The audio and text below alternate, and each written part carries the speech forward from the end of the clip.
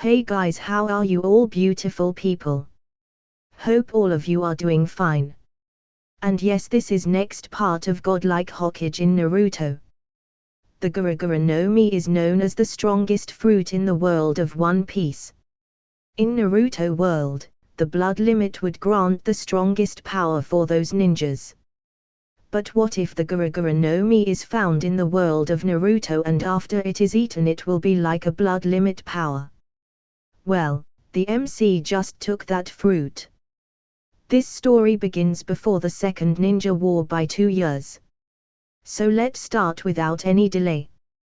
Two people were standing next to Sarutobi, Utatane, and Mitokado. Both of them looked anxious. This time, even these two have come out to meet with Naito. After all, this was a life and death situation for the village. The Nanabe who looked furious at them made them with no choice but to reveal their fear. The Nanabe looked like he could eat them at any moment. Naito. You Naito Dorno, is it necessary for him to be here? Finally, one of the ninjas couldn't help but ask with a fearful expression. What do you mean? Naito looked at the elders and the others and could notice how horrified they were from the Nanabe. Thus, he looked at him, then waved his hand. The Nanabe immediately opened his wings and waved them, then he turned around and flew into the sky and disappeared. Not until they could no longer see him, the others finally took a deep breath and felt somehow relieved. Is Danza coming? After he took a glance around, Naito couldn't see Danza, even with the use of the Ultra Perceive, he couldn't find him anywhere inside the village, which made him ask. He just left a few hours ago to deal with the battle against the mist. Sarutobi carefully answered Naito's question. He wouldn't usually be this cautious and nervous if he wasn't facing such a bad situation. It seems that Danza is deliberately hiding. Naito thought, the mist battle. That's good, I will deal with them first then. After he came to the Hokage office, Naito was too lazy to argue with Sarutobi. He directly indicated that he will deal with all the Jinchuriki, in exchange for Tsunade staying in the rain. Sarutobi seemed full of bitterness listening to Naito's words. Watching his attitude, he knew that he already lost him. There's no way Naito is going back to Konoha. After all, Naito wasn't a Konoha person from the start. Fortunately, the relationship between him and Konoha was still good, and that will do for the time being. Naito didn't expect Sarutobi to directly agree on his conditions. Tsunade was very important to Konoha, as the princess of the village, the granddaughter of the first Hokage, one of the strongest shinobis, along with her excellent medical skills, but obviously not as crucial as Naito, who can change the course of this war. In Sarutobi's opinion, anyone can be sacrificed for Konoha, including Tsunade. If that's the case, then we can start our work. Naito sat on a chair and nodded. After that, he reached for a cup of tea on the table and took a sip. Then with a stern expression, he said, the HB has already got caught by me. After this, I think it's better if we go for the mist. I'm guessing that Dai is already there. Right. Sarutobi nodded, but he didn't feel strange that Naito knows such information. Because Mato Dai was currently very famous in the ninja world, the Seven Gates Dai, he is one of the strongest ninjas in the world, and he was acknowledged by the village as one of its elites.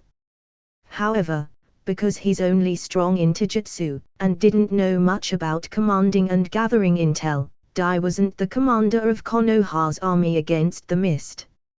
So, when are you gonna leave, Naito?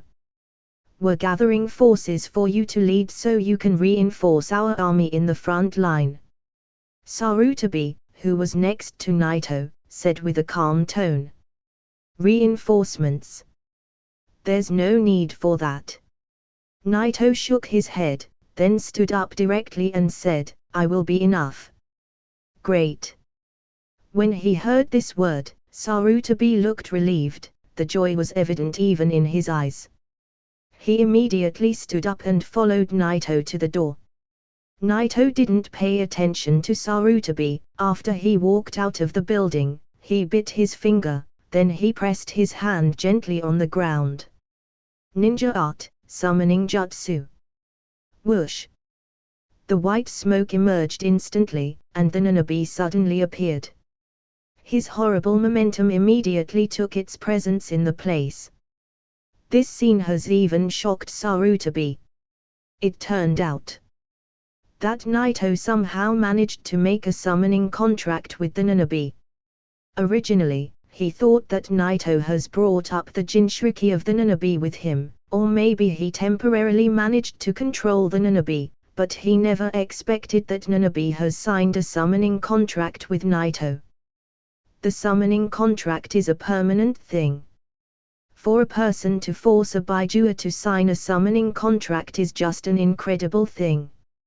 Sarutobi could only think about one person who managed to do this in the past. Except for Uchiha Madara, no one has ever managed to do such a thing.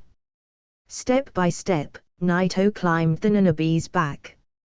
The Nanabi took a glance at Sarutobi. Then he roared and flew into the sky carrying Naito on his back. The borders of the Land of Fire. This place was the frontline battlefield between Konoha and the Mist. It can be said that they were near the sea. Across it on the other side is the Land of Water. However, the battlefield was taking place far from the borders. The Mist were similarly using the Jinchuriki of the Sunbi to break Konoha's defenses. Facing the Sunbi, Konoha's forces were holding their ground and didn't show any weaknesses. In Konoha's camp, in a corner, there was a teenager in a tight suit and a shiny bowl-style haircut and thick eyebrows, beating a wooden stake with a punch after a punch. It was Dai's son, Mato Guy. Even in this place, an attack can take a position at any time. Guy, like his father, didn't know the word rest. He was always challenging his own limit and training hard to be stronger. Just like his father, he did have no talent for ninjutsu. The only choice he had is to work hard on his taijutsu. However, unlike the original, Mato Dai was no longer the eternal genin, but one of Konoha's elite ninja. He was Guy's example, and a goal for him, that made him train even harder. Guy looked in pain, but he was clenching his teeth, throwing one punch after another on that wooden stake. He had no intention of giving up. Because of the existence of his father, Mato Dai. He believed in taijutsu. He believed that this path can make him a powerful ninja. Humph, humph. Gain continued his training, while he was heavily gasping. The pain in his arms was horrible, but he didn't stop until he could no longer lift his hands. I need to stop here today, I may have to fight tomorrow. After he calmed down his breathing, Guy turned away and walked toward his house. It was also where Dai was living. Guy is currently a chunin, so he's not qualified enough to have his own house, so he was now living together with his father. After he pushed the door open, he walked into the house to get suddenly stunned. He got left there surprised by unexpectedly seeing two figures sitting there. One of them was very familiar to him, his father, Mato Dai. The other person had silver hair, and wearing a snow cloak, who was also familiar with him, Naito. When he arrived at the battlefield, the Mist and Konoha were in a short break period. Thus he came directly to the camp. The irony has taken its place here because Danza didn't want to see Naito, so he went directly to the battlefield, and Naito ended up coming here also to pay his part of the deal with Sarutobi, and with the idea of settling the score with Danza in his mind. Guy, you've come back already. Dai smiled at his son, then said, aren't you gonna say hello to Naito? Ah. Yes, Naito-san. Guy turned, then bowed down to Naito respectfully, then quickly rushed toward him. Guy knew Naito. Back when he was in the village, Dai has often brought Guy with him when he meets with Naito. On the other hand, because Guy has always looked for Naito as his example too, Guy has always respected Naito. Still, he also knows that Naito was once Dai's disciple, and learned the Hakemon Tonku with the help of his father. Therefore, he always felt that his father is stronger. Although, he heard a lot of stories about Naito, and how he killed 2 Hokages before, and how some people were calling him a god, he never saw Naito in action. Naito would only occasionally help him with his training. It seems that Guy has grown up a lot. Naito stood up and looked at Guy with a smile. A big smile appeared on Dai's face and said, "Yes, Guy is more talented than me. In the future, he will be able to surpass me and become a better ninja. He might even surpass you, Naito." Hearing this sentence, and how Dai looked like he hesitated before finishing it, made Guy feel like he needs to prove himself to his father. Can Naito-san enlighten me with sparring?" Guy looked fired up, and there was a hint of a fighting intent in his eyes. Dai, who was taking a sip of tea, has almost sprayed it out the moment he heard this sentence. He immediately stood up, then he patted Guy's shoulder, and sincerely said, "Guy, challenging those who are stronger than you is a great mentality to have, but not the likes of Naito. Please, Naito just helps him with his training if you have some time." Looking at Guy and Dai, Naito couldn't help but smile and say, "It doesn't matter, if you're challenging me, then I accept your challenge." Guy's character is just like this, it's the same as his father Dai, a very straightforward one. Great. Seeing how Naito has accepted his challenge, made him suddenly reveals a touch of joy. He couldn't help but clench his fist. He really wanted to show off his new skill that he mastered, the Hakemon Tonku. After he explained the Hakemon Tonku to him, Guy worked hard day and night to learn it. Guy, who is only 10 years old, is really close to Lee in the original, who managed to open the 4th gate of the Hakemon Tonku. Guy is currently a Chunin, and he feels that there's no one close to his level the moment he opens the 4th gate. He was already eager to test his strength against a Jonin. In original, there's no such a thing as a Kage class or a Super Kage class. Even a person who has been called a god for a long time like Naito is only classified as a Jonin just like the others. Dai felt stunned the moment he heard Naito accepting Guy's challenge. He felt like the world was collapsing on his head. He was prepared to mourn his son's death after this. Still, he wasn't gonna stop him, because this is what youth is all about. Guy, you've just come back from your training, can you go all out? Are you asking me if I can use that technique? Guy seemed like he understood what his father was asking him, and that made him feel very excited. However, the moment he felt his body's condition, he suddenly looked frustrated. Dai seriously looked at him and said, "I always say that you know your body better than most. If you don't feel right, don't use it." "Okay, I won't." Naito smiled. He knew what these two were talking about, the Hakemon Tonku. He walked at Guy on his side, then he pointed out a finger and touched Guy's arm lightly. Whoosh! A strange power swayed in instantly, letting Guy's arm, then his whole body tremble. This was one of the many ways that Naito could use the shock force. He sent a very weak power into Guy's body which made his whole body tremble, which made his muscles relax and stimulated every cell in his body. It gave him a kind of comfortable feeling, with infinite power surging out of his body. This feeling. I'm completely recovered. Guy looked surprised. he didn't expect Naito to be also skilled as a medical ninja, which made him admire him more. Of course, it won't be wrong if you called this a medical ninjutsu. Naito also used some of the natural energy in the process to restore his vitality. It's actually a very advanced medical ninjutsu. Feeling full of power again made Guy's confidence increase, and he was more eager to try. He's originally a training maniac, and always happy to challenge. When they finally came to an open space, Guy took a fighting stance, with a stern look on his face. "Naito-san, get ready." Whoosh!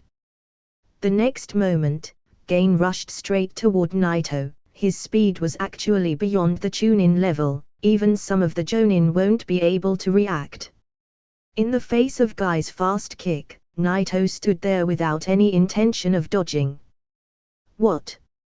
Guy could see how Naito wasn't trying to dodge his kick, and couldn't help but feel shocked. He wanted to change his plan, but it was too late because he was already in the air. Suddenly, he passed through Naito's body. Is Naito using a genjutsu? How is this going? Looking at how he went right through Naito's body made Guy squinting his eyes, with an evident surprise on his face. Is this an illusion? On the side, Dai, who was the witness of this fight, looked stunned. He couldn't help but feel shocked looking at Naito. Guy, use your full force without wasting any more time. Otherwise, you wouldn't be able to show your strength to Naito. After taking a deep breath, Dai severely said to Guy. Guy, who didn't use the 8 gates technique yet, couldn't see what happened. On the other hand, Dai's strength level was enough to make him understand exactly what Naito has done. The moment Guy was about to connect that kick, Naito has actually moved side to side using his incredible speed, which made it look like if he didn't move from his place. However, his speed was so fast that it was impossible to see that he has moved. Yes. At this time, Guy, with a stern expression on his face, clenched his fists, then he moved his hands in front of his forehead and screamed. First gate, second gate, third gate, the gate of life, Kai. Without any more hesitation, Guy directly opened the first 3 gates of the Hakemon Tonku, and the green light rushed out of his body. Whoosh! At that moment, Guy's speed increased magnificently. A Chunin wouldn't be able to see his movement unless he has a Bakugan or a Sharingan. However, when Guy tried to throw a punch at Naito using such a high speed, he once again hit nothing but the void. What? This time Guy looked shocked. He couldn't understand what happened in the previous attack, but now after he opened the first 3 gates, he barely managed to see Naito's movement, which was enough for him to understand that Naito has actually dodged his attack from the side, then moved back to the same spot in an instant. It's not an illusion, but a horrifying speed level. Guy couldn't help but feel shocked. This kind of speed, even his father wouldn't be able to compete with it after opening the 6th gate. 4th gate, the gate of pain, Kai. With an evident bitterness on his face, Guy immediately opened the 4th gate, which it was his limit. Whoosh! Whoosh! At the moment the 4th gate was opened, Guy started moving around Naito. He was no longer thinking about defeating Naito. He was only hoping that he could make him show his strength. From behind, Guy rushed toward him and threw a punch. Push! This time, Guy's attack has finally connected, but it wasn't Naito's back, but his palm. When he saw how Naito was facing him, Guy looked stunned, because he couldn't see when did he turn around. So the gap is that big. Guy's body was bursting with green light, and his pupil could no longer be seen in his eyes, but the shock in his heart was evident. His full-speed attack was blocked this easily by Naito. Okay, let's stop here.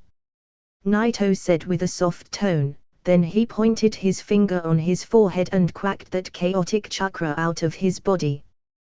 Guy, who turned back to his normal state, looked tired. However, because he got forcibly stopped midway by Naito, he didn't suffer any injuries, but his body was under some great pressure, and his muscles were too tired. Your path is not wrong, don't give up, continue to work hard, and you will surely surpass me someday. Naito nodded to Guy. Naito wasn't lying. In the original, Guy has almost managed to kill Madara in his strongest state as the Jinchuriki of the Juubi, which is naturally stronger than Naito currently. Today's Naito is a little bit behind Hashirama's level. Compared to the Hagoromo, the gap is even higher. He won't be able to cross Hashirama's level, and think about the Hagoromo unless he opens the next gate. However, Naito believed in the path he was taking. His bloodline limit and the reverse Hakimon Tonka will eventually bring him there at the true peak of the world. Konoha Camp.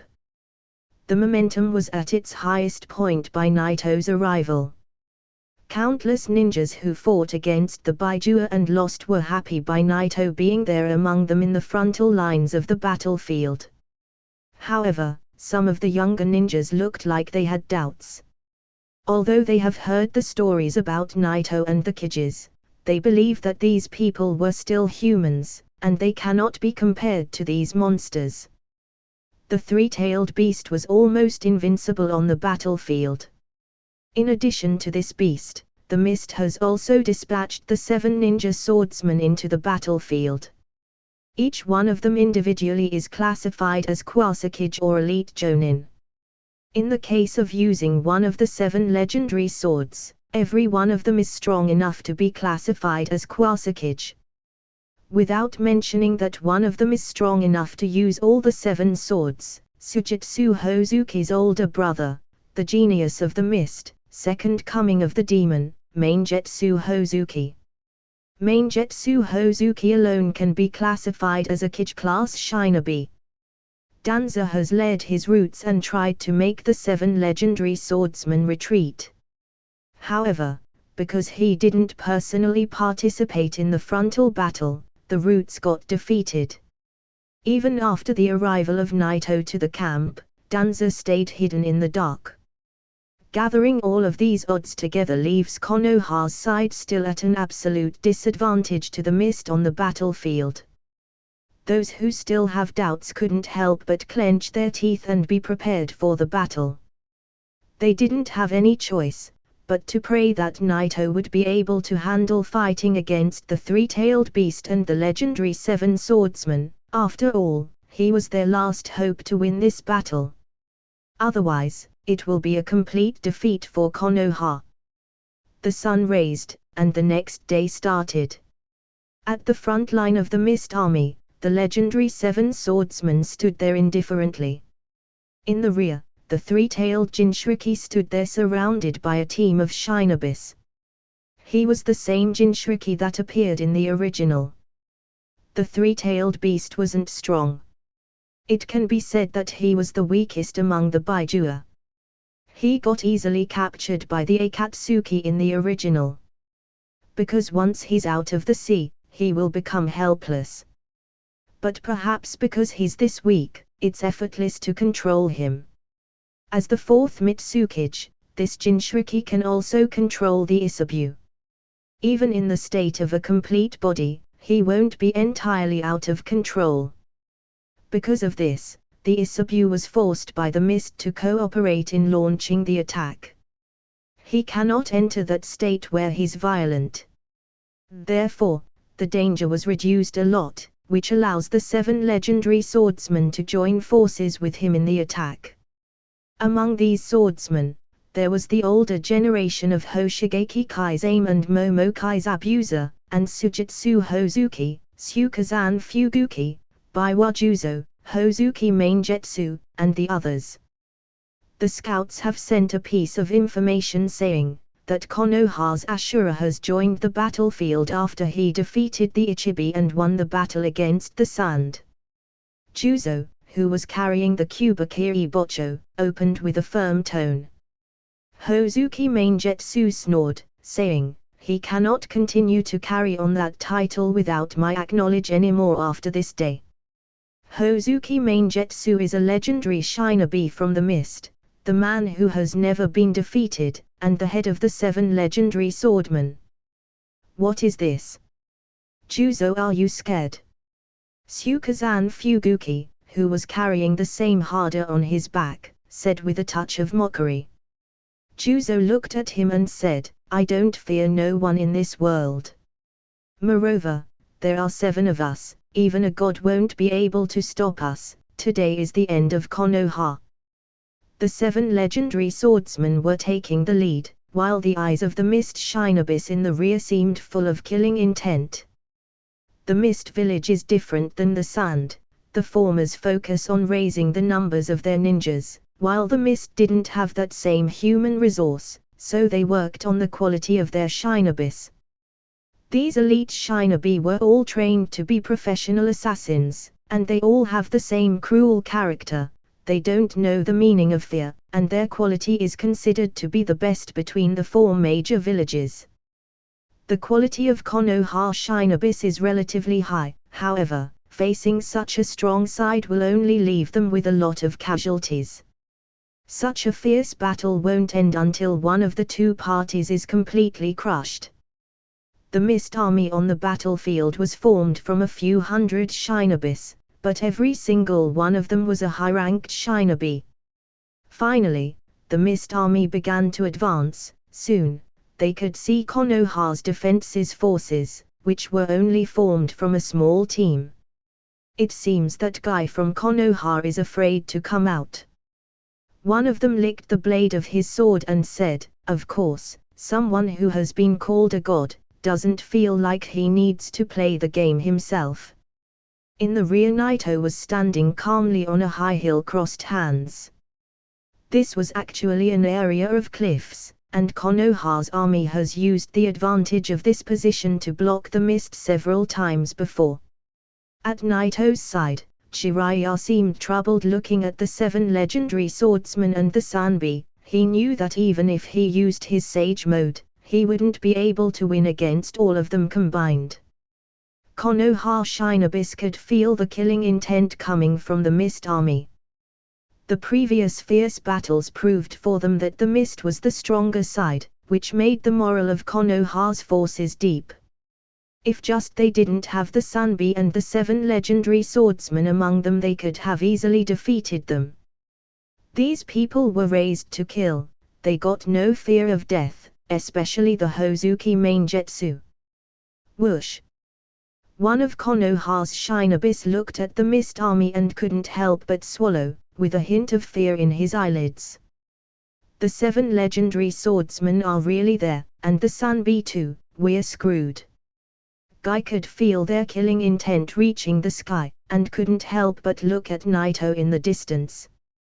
Naito is very strong and can crush him just using his speed, but these are no humans, they are monsters. Some of the mist shinobis could notice Naito standing at the top of the cliff, but they didn't show any fear. Is that the legendary god of shinobis, Naito? I can't feel anything special about him. We don't need Maingetsu Dorno to take him down, I can kill this guy alone.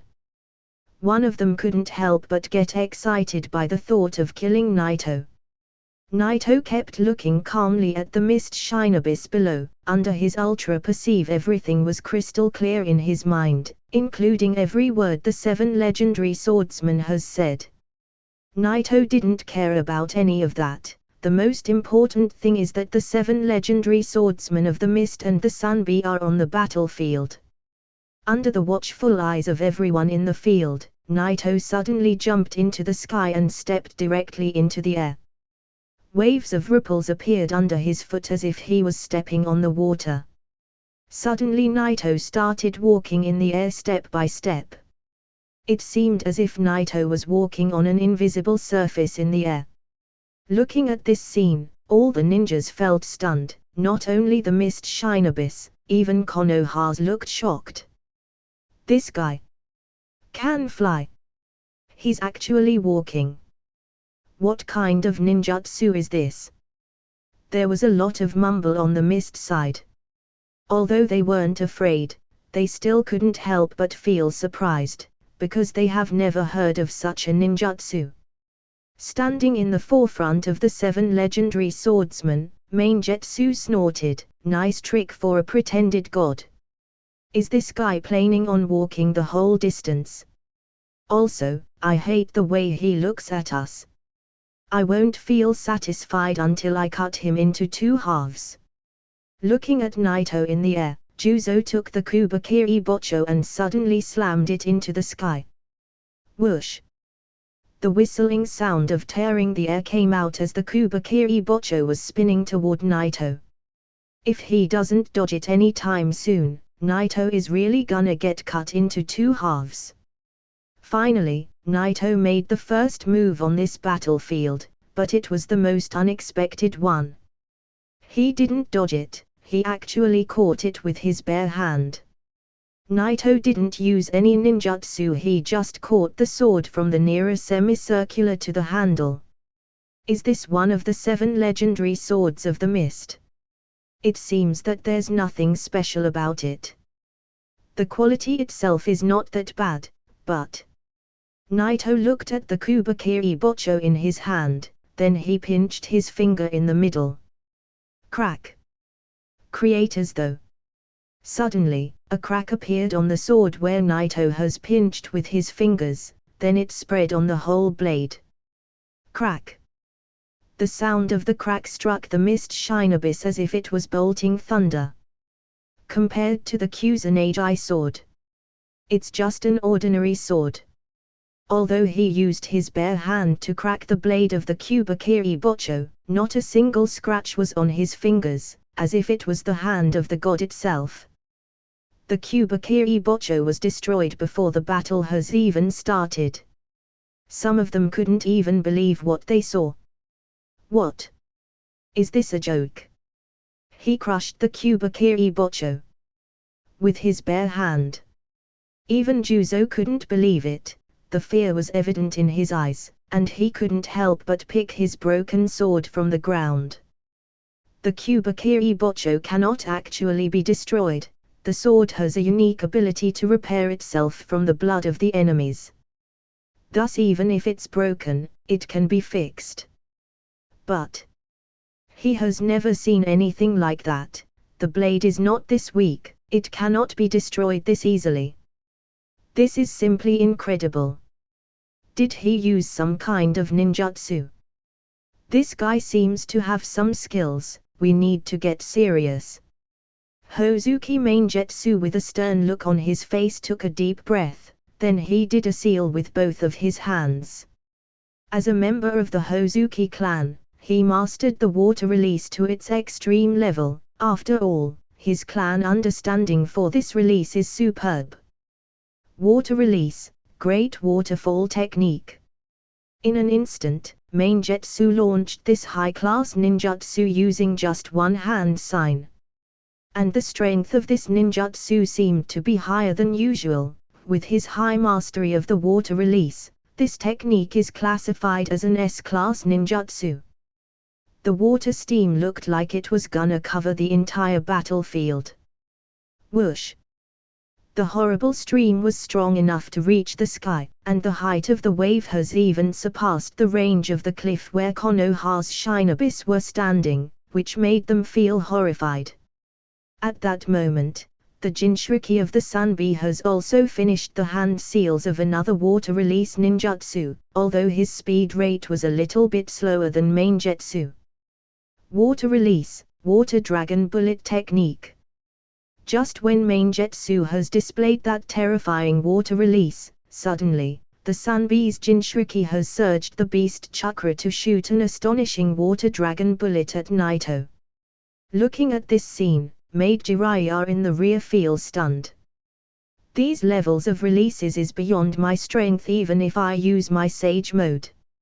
Looking at that crazy water dragon in the sky, made Konoha's Shine Abyss terrified, while some of the others begun to desperately to surge their chakra to launch a defensive earth releases. As for Guy, who didn't have under his sleeves any defensive ninjutsu to block this attack, he couldn't help but look at Naito in the sky with a worried expression. Naito-san. Guy could feel that although Naito can walk in the air, he cannot actually use his full speed. The scope of this attack is enormous, he won't be able to avoid it this way. As for the mist side, the Shinbuo looked very excited to see Naito trapped. Let's show that Guy the Mist Village true strength. Yes, we will finish this half-pretended god with one attack. Suddenly the strong water stream inundated Naito, and they could no longer see him. However, despite what the two sides were thinking, and how much the situation seemed dangerous, Naito has never stopped walking. He kept taking step after another toward those horrible releases, as if he wasn't seeing them. Just before it hit him, Naito extended his hand and a golden sword suddenly appeared from nowhere. He picked it, then he gently waved. Whoosh! The shock wave suddenly appeared and directly cut the water wave from the middle. Suddenly the two releases that seemed like they're gonna smash everything, all stagnate in the air. Then, under countless shocks and incredible gazes, the water waves that reached the sky got suddenly shuttered, and what was left from its lower part fell on the ground where the Shinobis were standing like drops of rain. Whoosh! Despite all of this, Naito didn't stop, he kept walking forward, at the same speed as before. As for the upper half, it froze for a moment, then once again moved up to the sky above. With great momentum, it cascaded down toward Naito, in the resemble of a magnificent waterfall. This time, Naito's sword has suddenly transformed, and white halo energy flew from its blade to the top of the sky. Whoosh! The white halo energy flew to the sky, then it burst the void, making a big crack suddenly appear. It looked as if Naito's attack has hollowed the space. Suddenly the waterfall got shuttered. And the rain fell on the ground, making all the Shinobis wet again. Regardless of all that happened until this moment, Naito kept walking forward toward the mist Shinobis. At that moment, it felt that nothing will stop him. Naito suddenly put down his golden sword as he was walking, then it silently shrank back, and once again it turned into a golden ring. The wind swayed gently, blowing the loose of Naito's white cloak. From the moment he took out his sword, and transformed 2 times, to the point where it shrank back and got wrapped around his finger, there was nothing but silence between the two sides. At this moment, even the toughest shinobi in the Mist Army was shocked. A ring in Naito's finger has just turned into a sword, that managed to cut 2 strong releases, then transformed again and channeled a strange light that felt like it has hollowed the sky.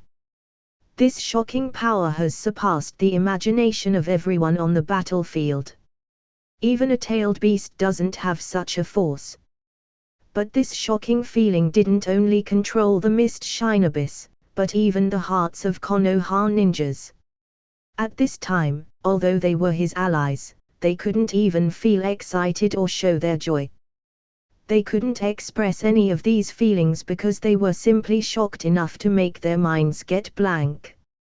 Guy stood there in the crowd frozen. This is the first time he has ever seen Naito's power. It almost instantly shattered all the doubts he had in his heart. Even if his father, Mato Dai, opens the 7th gate, or even the 8th, he won't be able to defeat Naito. Is this the real strength of Naito-sensei? He didn't even realize how much he fainted out, then he whispered to himself. At the forefront of Konoha's ninjas, Dai and Jiraiya were standing there as Nashio was moving forward toward the Mist Army. Even these two couldn't calm themselves after they saw this horror show. Jiraiya has seen Naito stopping the Kyubis by Gyudama before, but it didn't make the shock any easy on him when he saw the same display this time again. Because, this moment, for the allies and the enemies alike, it felt surprisingly beautiful. As if it was an act of God himself, something beyond the reach of humanity. However, that feeling didn't last long in their heart the moment they realized how terrifying that scene was. Their blood felt like if it has frozen in its veins. Beautiful. But also dangerous.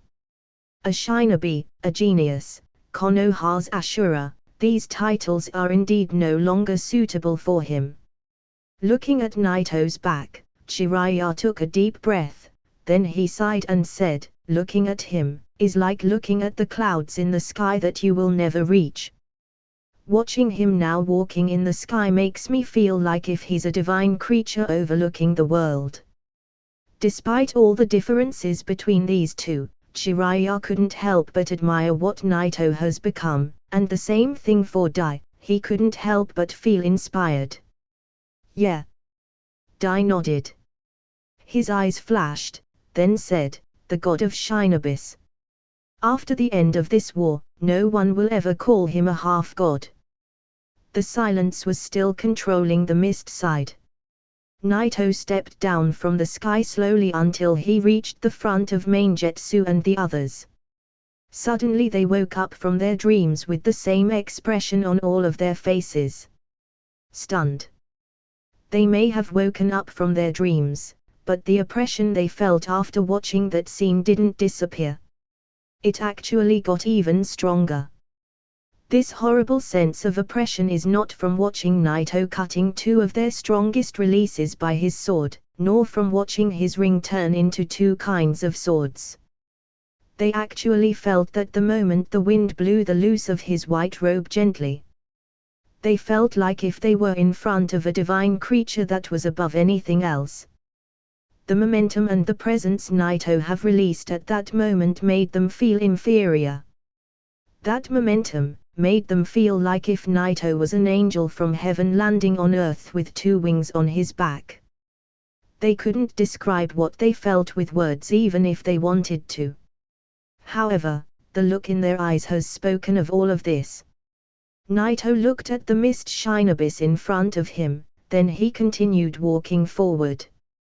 Almost at the very same instant, the whole army took a step back subconsciously.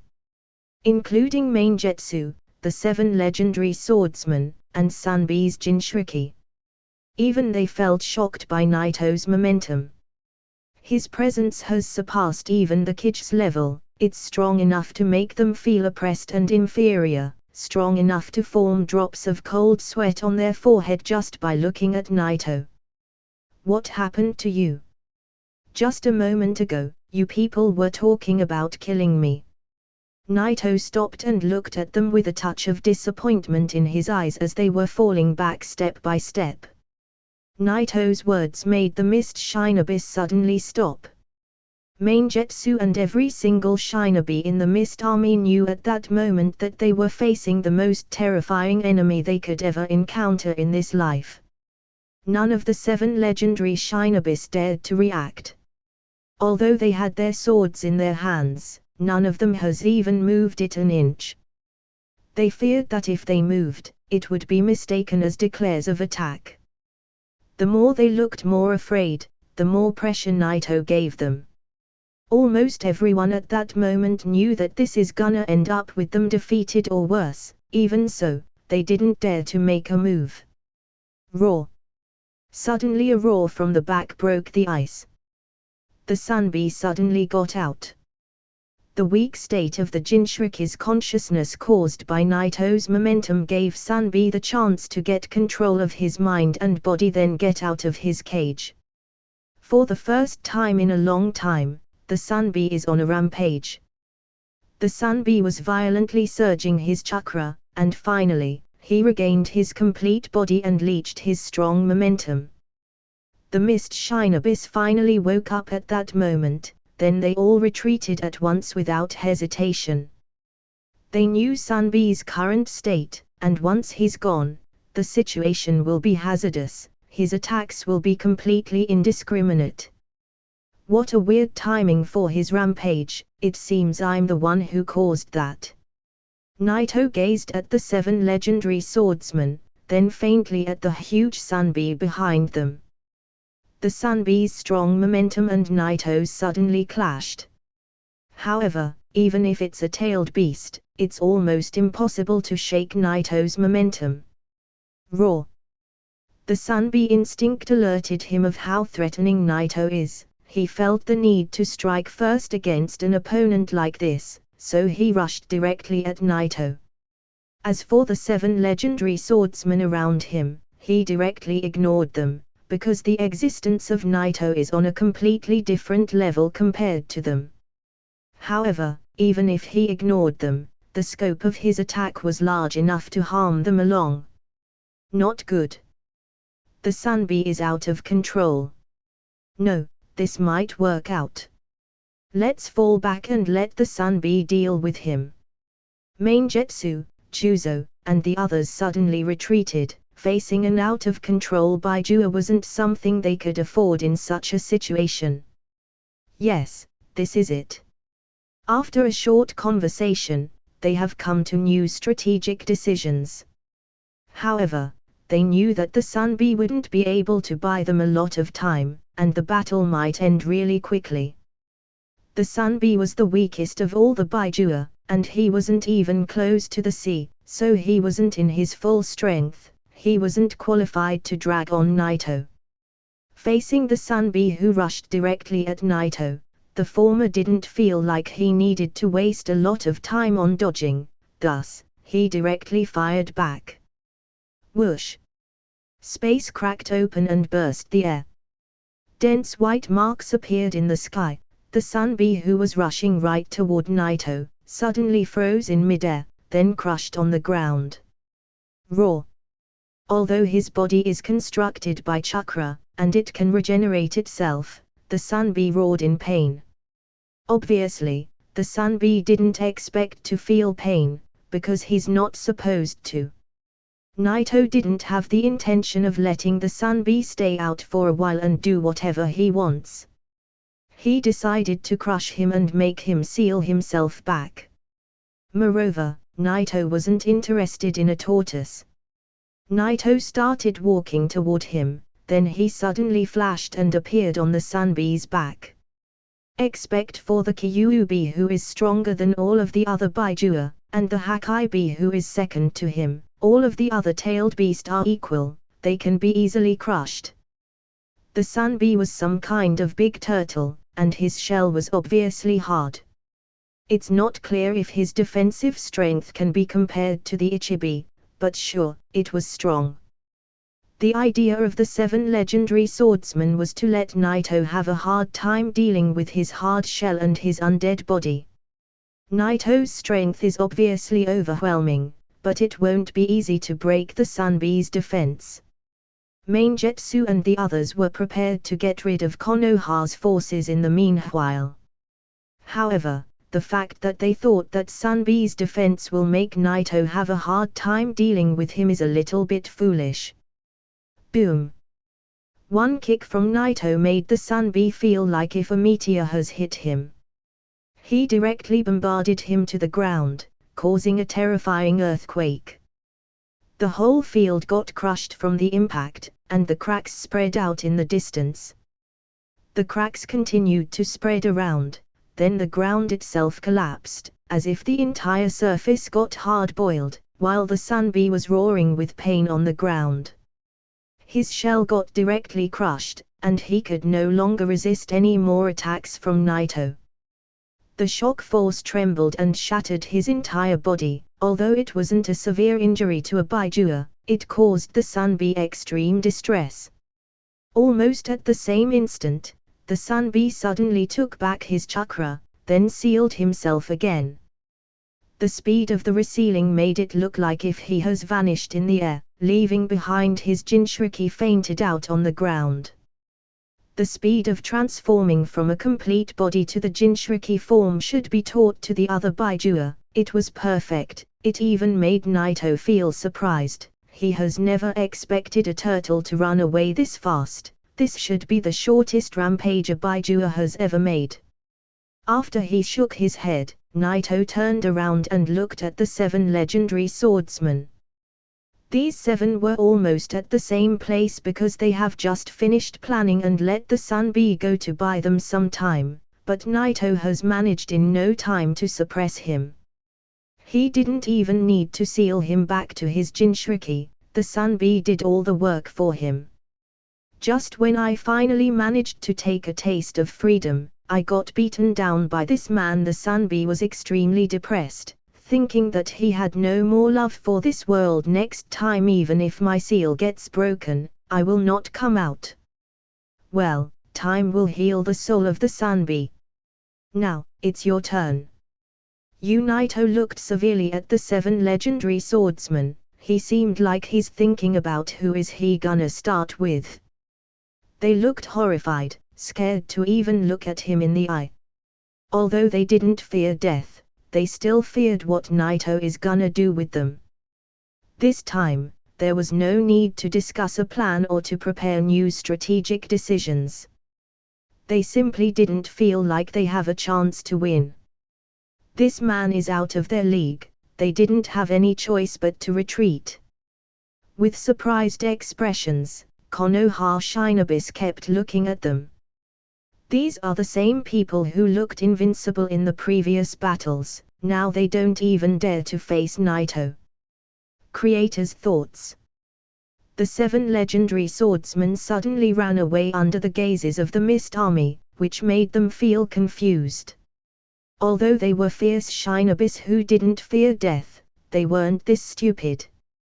Naito is not a human being, he's a monster who could easily suppress the Sanbi. They would fight and even sacrifice their lives against a human being, but not against a monster like this. Hiding in mist technique. The 7 legendary swordsmen has also used the hiding in mist technique as a way to escape. This is a very useful technique to blind the vision of the enemies to perform silent assassinations. This was the signature ninjutsu of the Mist Village, and can also be used to secure a successful escape. Very useful in both assassination and retreating, it's actually a must-have trick for every Mist Shinobi. Upon seeing the fog released on the battlefield, Konoha's forces prepared themselves to the chase, but the fog was thick enough to blind their vision on the enemy's movements. This fog wasn't ordinary, but a special one that contains chakra. It's difficult to be blown away by the wind, and its concentration is extremely high. Damn it. These guys are using this technique again. Jiraiya took action immediately and used a wind release to blow the fog away. However, although his release was strong, it couldn't blow it all away, and there was still a large area shrouded in the fog. Forget it. This battle has already played an imposing manner. Even if the 7 legendary swordsmen ran away, it wouldn't be a problem. The Sanbi has already been defeated, the next battle will not be difficult. Jiraiya thought that keeping this battle any longer is not worth it. However, he wasn't gonna give up easily. He was still gonna support the others until the end. Naito, who was at the forefront, seemed like he has also disappeared in this thick fog, the same as the other 7 legendary swordsmen, but Jiraiya wasn't worried about Naito's safety. He knew that it was impossible to chase them down once they used the hiding in mist technique. The fog has filled even the world in Naito's perception. However, this kind of trick wasn't gonna stop the ultra perceive technique from locating their positions. Even the sensing ability of the second stage of the Sage mode can be enough to locate them, let alone the ultra perceive technique. Standing in the middle of this thick fog, Naito looked at the front. Although his vision was blocked, Naito seemed like he could clearly see everything. Whoosh! With a single step, Naito suddenly flashed and disappeared directly into the fog. The real advantage that this technique can provide is not blocking the enemy sight but also using the fog as some sort of perceiving sensor. This technique was leached by Maingetsu Hozuki. At this time, he was running in the fog, while at the same time, he was keeping one of his hands maintaining a seal. This way, he could create another fog, whenever it's needed. This should provide them from catching up with me. My technique is not easy to be cracked. Maingetsu could slightly perceive that Konoha's forces were like useless flies lost in the mist, and that monster like Naito seems like he didn't leave his place, which made him show some kind of relief. So that was Naito's real power. He's too powerful. I'm afraid it will need more than the 7 legendary swordsmen to kill him. Just when Maingetsu was thinking of how he could kill Naito, he suddenly stopped with a faint color in his eyes. What is this? Because he was the caster of this technique, Maingetsu could perceive any changes or orientation that might be imposed on it. And he has suddenly felt a figure moving at an incredible speed, which made him feel like if the fog has been enveloped. But that was impossible. It must be the movements of someone in the fog. However, this is unbelievable. His speed is 1 out of 10 compared to what he just perceived. That person kept moving at the same rate of speed, and no matter how much effort Maingetsu put to run away, he couldn't beat him. There's no mistake about it, it must be that guy. Maingetsu took a deep breath, trying to calm the sorrow in his heart. He was confident that this speed belongs to Naito. Fortunately, this is the reason why he used the fog in the first place. Even if Naito is faster than him, he won't be able to determine his location. But this was Maingetsu's mistake. He was taking Naito lightly.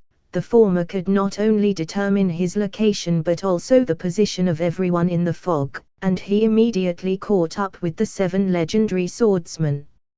Maingetsu couldn't believe what happens. Naito was flashing several times from the side of one of the 7 members, then continues to rush to the next one.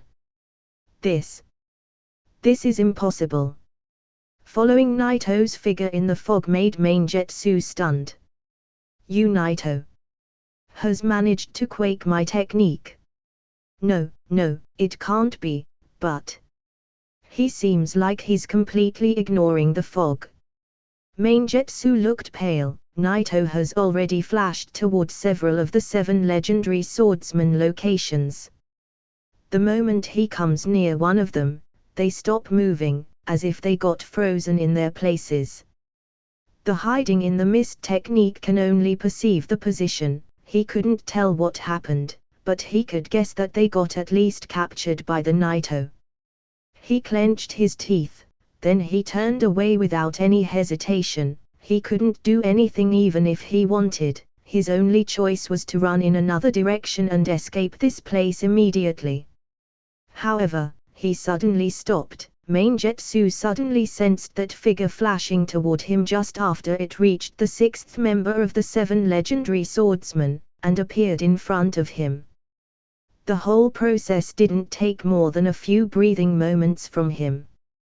At this time, the hiding in the mist technique did no longer affect him. Maingetsu could clearly see Naito in front of him. The former could also see Maingetsu since he seemed like he can ignore the fog from the start. Maingetsu took a deep breath looking at Naito in front of him. Then a hint of coldness appeared in his eyelids as he was clenching his teeth.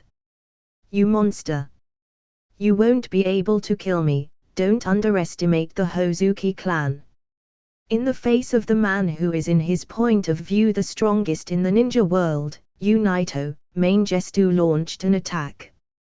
He was the genius of the Hozuki clan, and the leader of the 7 legendary swordsmen of the mist. Even if Naito was a monster, Maingetsu has already killed a few in his lifetime. Augh! Maingetsu screamed, then with 2 hands on his swords, he waved it at Naito. The chakra that was injected in it turned into a dim blue light cutting energy, then flew toward Naito. The thick fog around them got directly cut by this attack. Facing this technique, Naito maintained his calm expression, and with one hand on his golden Kusanagi sword, he crossed that cutting energy with his sword. Whoosh! The blade of the Kusanagi sword directly clashed with Maingetsu's technique. The impact was strong in that it made the space around Naito crack. Suddenly, the cutting energy got shattered into two, then hit the ground from both sides behind Naito. This was clearly the first clash between Maingetsu legendary sword and Naito's Kusanagi treasure sword. If it were any of the former Kusanagi swords, it wouldn't have such an advantage against one of the 7 legendary swords. Fortunately, the Kusanagi sword was in its highest form. Moreover, it was held by Naito, who can enhance its power to the point where it's qualified enough to fight against a master swordsman like Maingetsu Hozuki. Without any hesitation, Naito rushed toward Maingetsu and cut him into 2 halves. The former couldn't even move his sword in the time. The sword cut right through Maingetsu's body and his sword. However, Naito was the one who looked surprised. Without stopping, he quickly flipped his sword and waved it again. Whoosh! The sword fell, and cut Maingetsu's body again. The power of this slash has even cut the distant cliffs into 2 halves. Under this powerful attack, Maingetsu's body once again got cut from 2 halves, into 4 divided parts. Crash! Maingetsu's body got cut badly into 4 parts by Naito's attack, but no blood has flowed out of it. Suddenly, his body got strangely liquefied, then condensed again behind Naito. Maingetsu, who regained his original form, looked a little bit pale. However, he clenched his teeth, and with a touch of sorrow in his eyes, he held his broken sword and slammed Naito from the back. Go to hell! Maingetsu was injecting his whole chakra into his sword, that it made the surrounding air emit some sort of a sizzling sound. However, what was making Maingetsu look a little bit off is the after effect of being cut by Naito's sword. Although Naito's attack didn't actually kill Maingetsu as it was meant to do, it caused his body significant damage, because it wasn't purely a physical attack. Even the Sunbi wasn't immune to Naito's shock force, let alone the hydrification technique of the Hozuki clan. This attack has almost made Maingetsu on the verge of collapsing. Maingetsu's sword fell on Naito's back, however, just a few inches from connecting, it stagnated in the air, making his sword that was filled with a crazy amount of chakra stop. It wasn't Naito's hard body that stopped Maingetsu's attack, but some sort of an invisible surface on his back that blocked the sword's advancement, then broke like a mirror. Naito's shock force can erupt in all directions, and naturally, it can be emanated from any point in his body at will. Moreover, Naito's body got really enhanced by reaching the 3rd stage of the lightning armor, and opening the 5th gate of the reverse Hakemon Tonku. Even if he didn't use the shock force, Maingetsu wouldn't be able to penetrate Naito's body with his broken sword. After all, Naito's body was powerful enough to crush the 3rd Raikage. Naito turned around at Maingetsu, who was still stunned. Then he struck his sword with the side of his palm, destroying the whole blade apart. The shock force spread over directly to Maingetsu's body, shocking his whole body, which made it collapse and liquefy itself. Maingetsu's liquefied body splashed hard on the ground, then he finally poured his body into a stream along the side, trying to take advantage of this opportunity to escape. Naito wasn't gonna give him that chance, and he directly threw his sword toward that stream. Whoosh! The golden Kusanagi sword flew at high speed and fell directly into the stream, penetrating Maingetsu's liquid body. Maingetsu could no longer maintain his hydrated form and restored his original form. Maingetsu looked pale and desperate as the Kusanagi sword was nailed in his chest. At his last moment, Maingetsu couldn't help but admit that the gap between him and Naito is like the gap between heaven and earth. Naito's power is not something he can deal with. Being the genius of the Hozuki clan, or the head of the 7 legendary swordsmen, is nothing but a joke compared to this man. Maingetsu came to a conclusion in his last breaths, that if Naito wanted, he could even kill him with one finger. Maingetsu didn't question his own strength. After all, it was just the power of a mortal, and Naito was a god. The fog gradually faded away with the death of Maingetsu Hozuki. It didn't take long before the fog disappeared entirely. Jiraiya took a deep breath as he looked slightly disappointed. He thought that the 7 legendary swordsmen were already gone. Does any one of you have eyes on one of the 7 legendary swordsmen? There's no sign of life from the people who went in the fog, nor from the enemies. Hearing this sentence, Jiraiya shook his head and said, "Forget about it, it seems like they have already gone away." "Where is Naito?" "Naito Dorno seems like he already left, we cannot feel his chakra." "Understood." Jiraiya nodded, then said, "It's okay, he already solved Sanbi's problem for us. We can't count on Naito to solve all of our troubles. He's just a human being, not a god." Just as Jiraiya was about to order Konoha's forces to stop chasing the enemy and prepare to retreat, there was a sudden exclamation from one of the Shinobis. "Impossible! This is... no way!" Several voices were emitted almost simultaneously from different locations, making Jiraiya a little bit confused. He couldn't help but rush in one of the directions to see what's happening. When Jiraiya walked to the direction of one of the voices, he suddenly saw there several Shinobis with some confused expressions. He was wondering what's happening, so he joined them to see with his own eyes. There was a corpse on the ground. It belonged to one of the mist Shinobis, but it wasn't any ordinary one. The face of this corpse was familiar to everyone. He was one of the 7 legendary swordsmen. Why is this here? Who killed him? Wait. This wounds. He looked at the corpse and noticed the wide slash on his body. It seems he got cut by a sword, and that wound has directly killed him. The moment he thought about it, he couldn't help but take a deep breath. He turned around immediately and rushed to the other direction.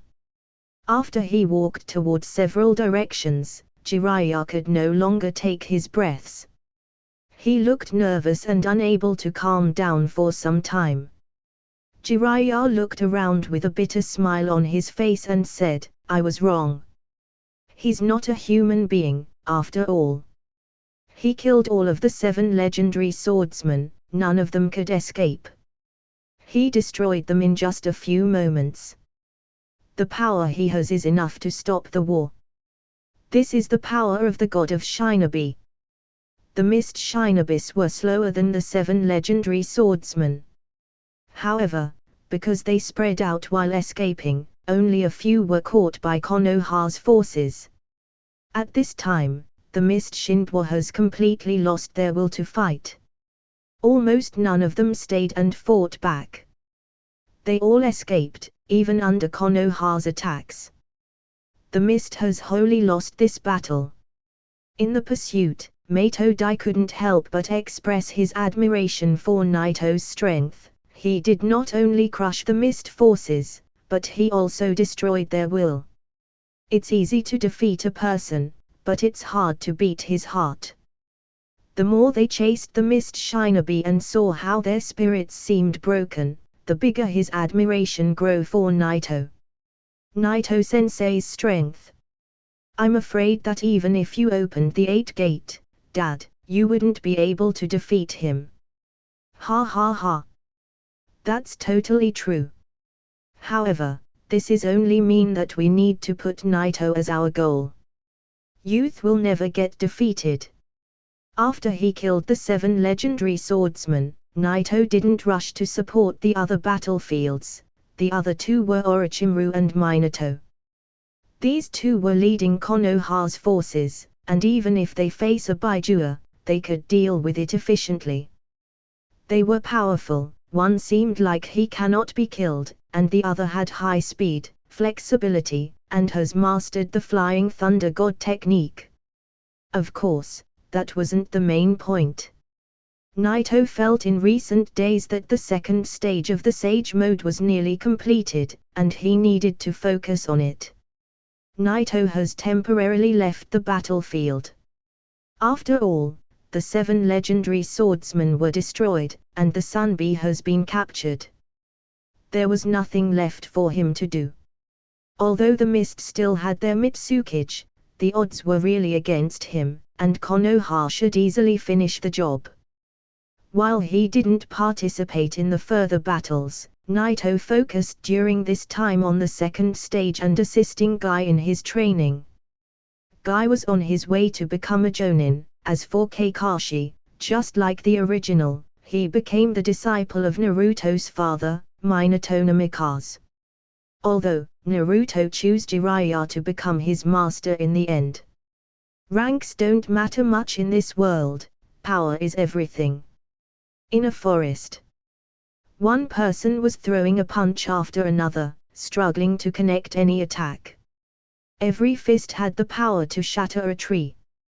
However, no matter how many punches he threw, that person stood still in his place, waving his hand and blocking every one of his attacks. Not fast enough, and you're also leaving a lot of openings, Naito said to Guy, who was attacking him. He looked a little bit bored blocking his punches.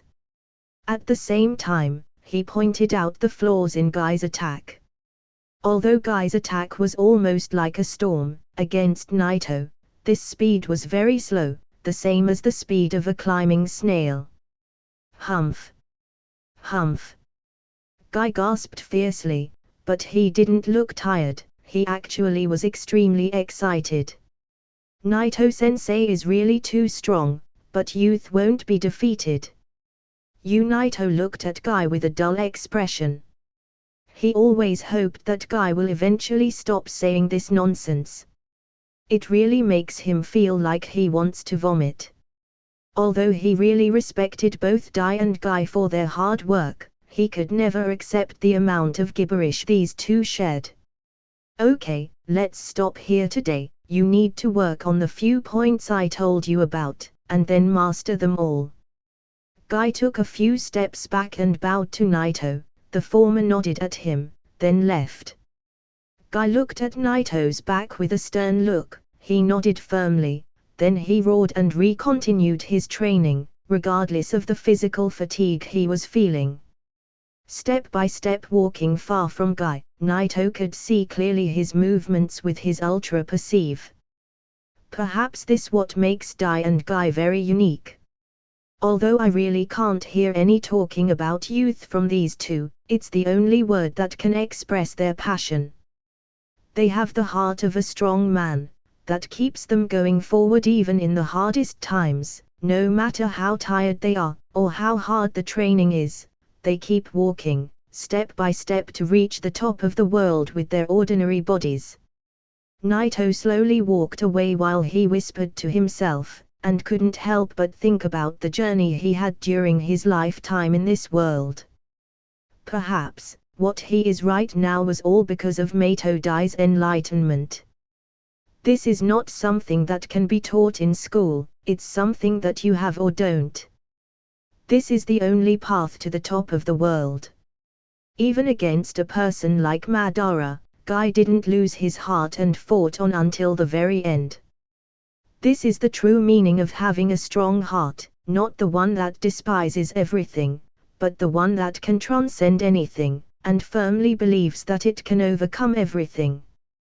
Just when Naito's heart flashed through this last thought, his soul and will seemed to have a faint sublimation, and his sage mode silently ushered in the final transformation.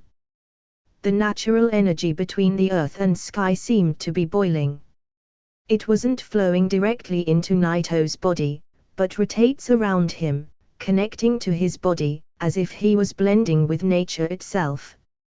Every cell in Naito's body was filled with rich natural energy, full of vitality, full of life, and at the same time, the very existence of Naito and the natural energy was getting connected.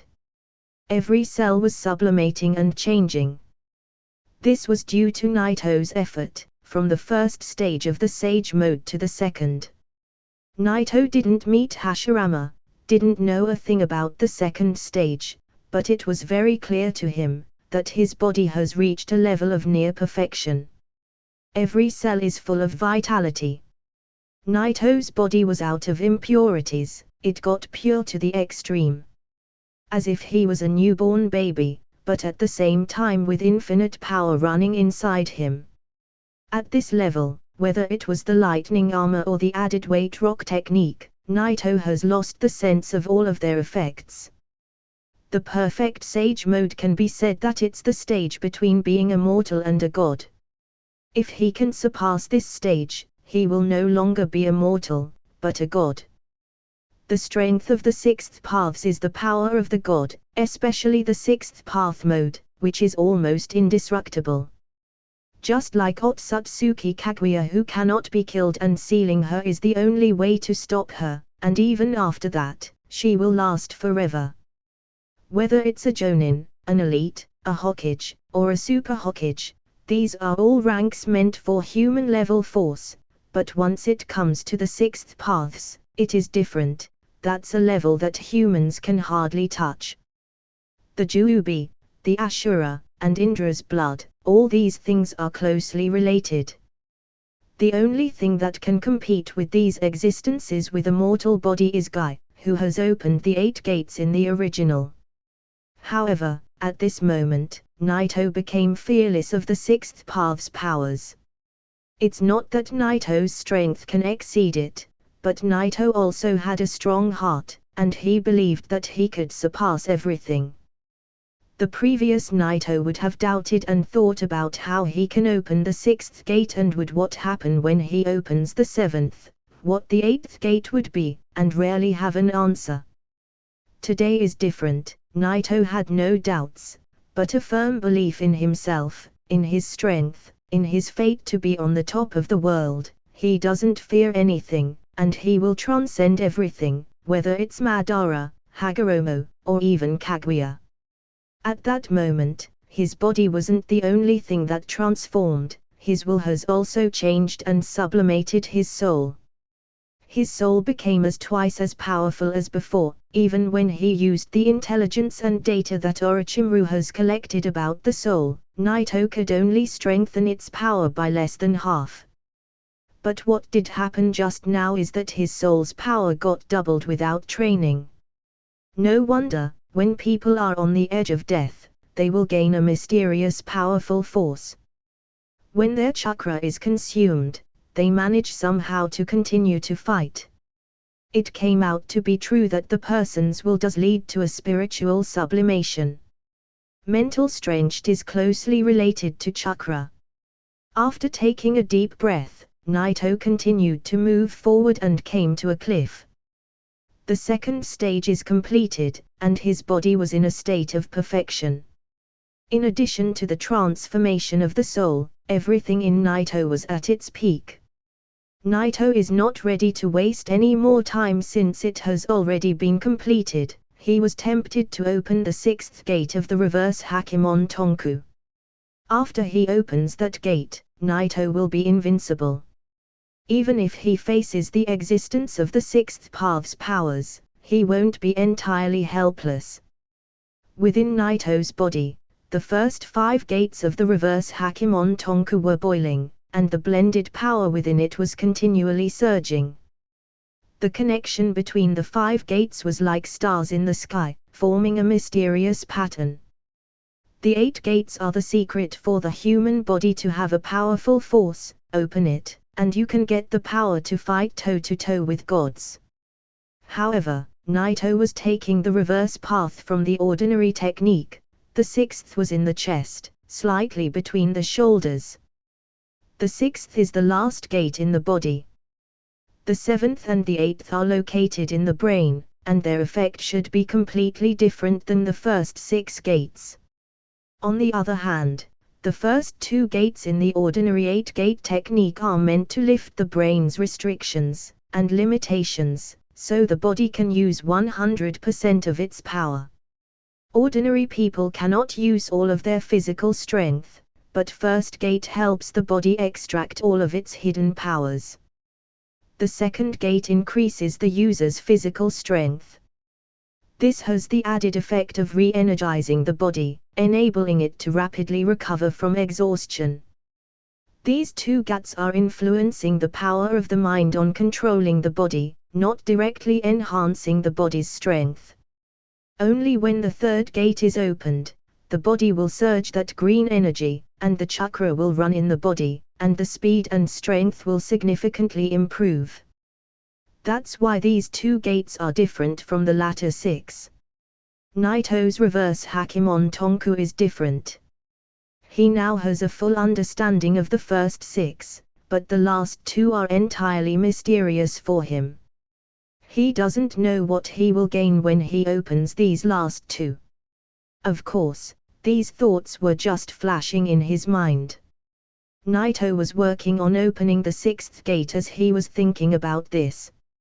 After mobilizing the chakra in his body, it flowed inside the first 5 gates, starting from the one in his heart passing through the front. The flow was getting stronger with every second until it finally pushed the 6th gate open. Crack! The sound of a broken glass emitted in Naito's mind.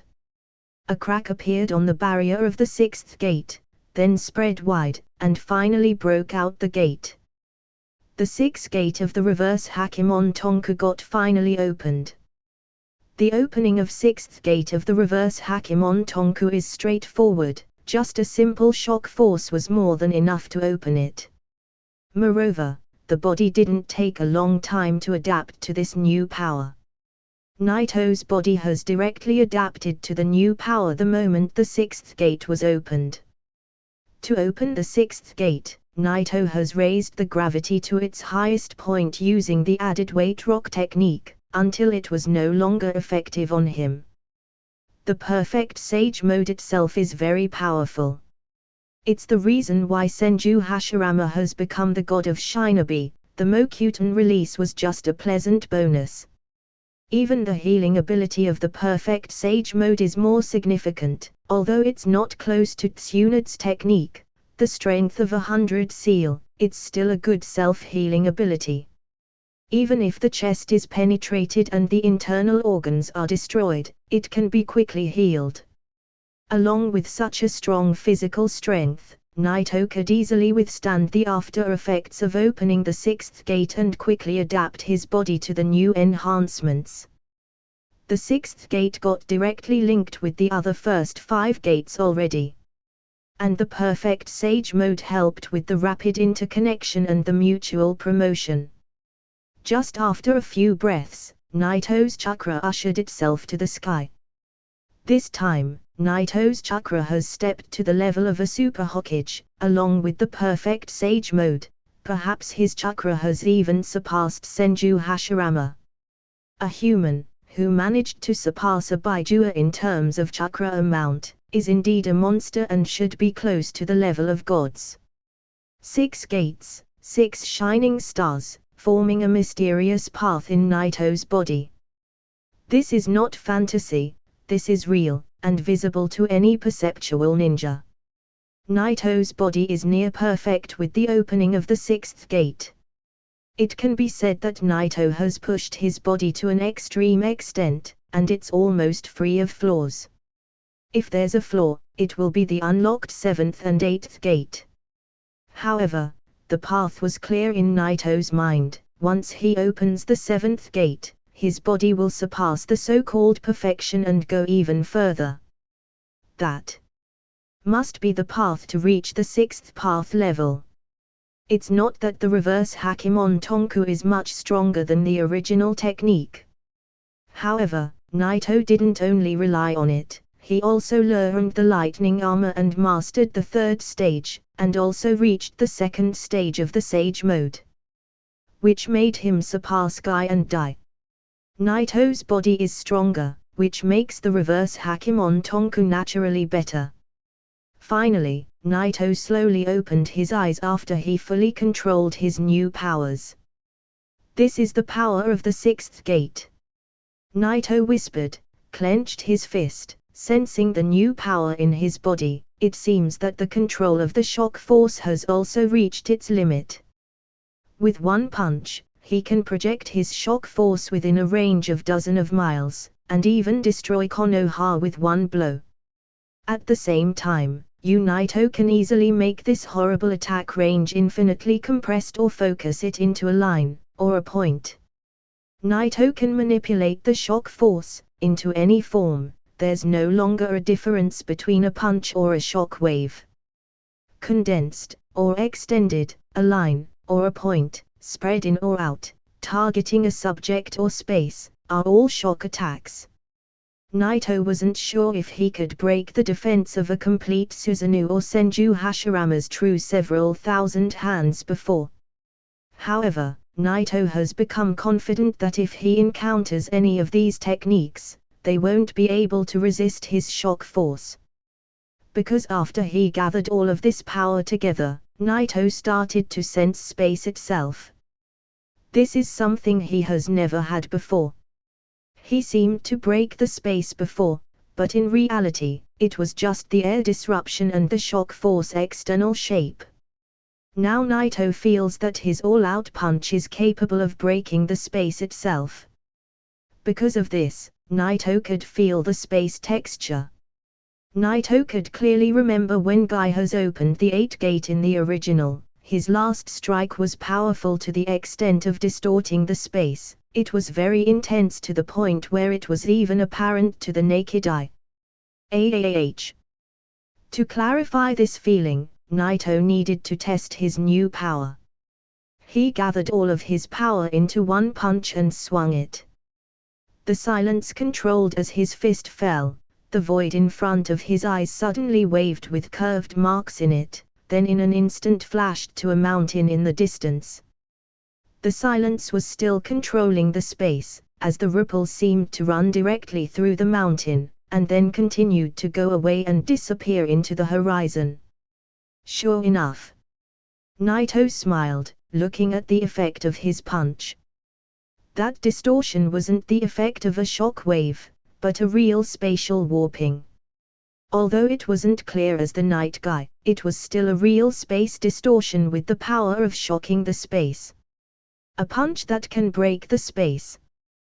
Can the complete Susanoo, or the true several thousand hands block such an attack?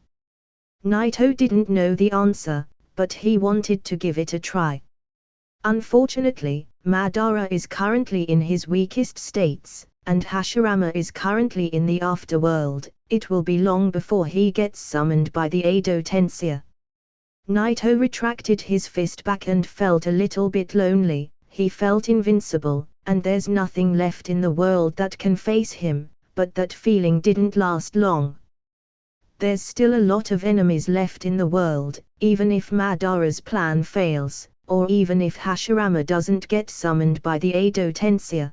There's still the sixth path who's observing the world from the dark. There's also Kaguya that Zetsu will not rest until he frees her out of her cage. There are a lot of many enemies, and the road has not yet reached its end. Perhaps I've reached the last stage, but this is not enough. I will break all the limits, and surpass all the stages, and make a new one where I will stand alone. Looking up at the sky, Naito suddenly stepped directly into the void. Whoosh! Suddenly Naito flashed together with the ripples in the void. He has reached the level where he can distort space, so whether the surface was water, ground, or even air, it didn't make much difference to Naito. His Super Sru technique transformed into an extreme version of the Jeppo technique, the moonwalk technique.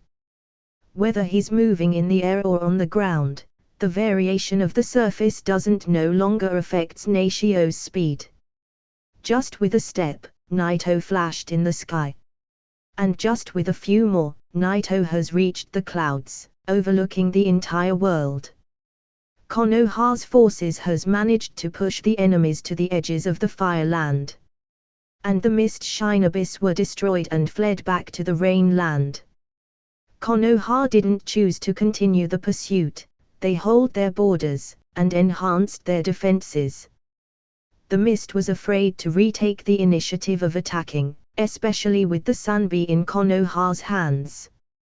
However, the other three big villages were far away from surrendering or negotiating with Konoha, which made the Mist refuse to be the first to admit their defeat. Although Naruto was still on the battlefield, he didn't participate in any further battles against the Mist. After he killed the 7 legendary swordsmen, no one was worthy for him to fight anymore. Breaking through the 6th gate, Naruto wanted to fight Madara, and kill him. Even if he got back his body, Naruto was willing to fight, and end him. In short, it doesn't matter when or how he will show up, but the moment he does, Naruto will beat him up with his fists. However, Naruto didn't know where Madara was hiding. Although his ultra-perceive range is already vast, it is still small compared to the entire ninja world. No matter where Madara is currently, or what he's up to, Naruto wasn't worried, nor afraid of him. If he doesn't want to come out, he can then hide forever. Moreover, in the original, Madara has done a lot of work in the Third World War. If he's not here on the battlefield, he shouldn't be far away since he's undoubtedly observing the situation of the war. After the Ichibi got captured by Naruto, the Sand offensive forces got weak.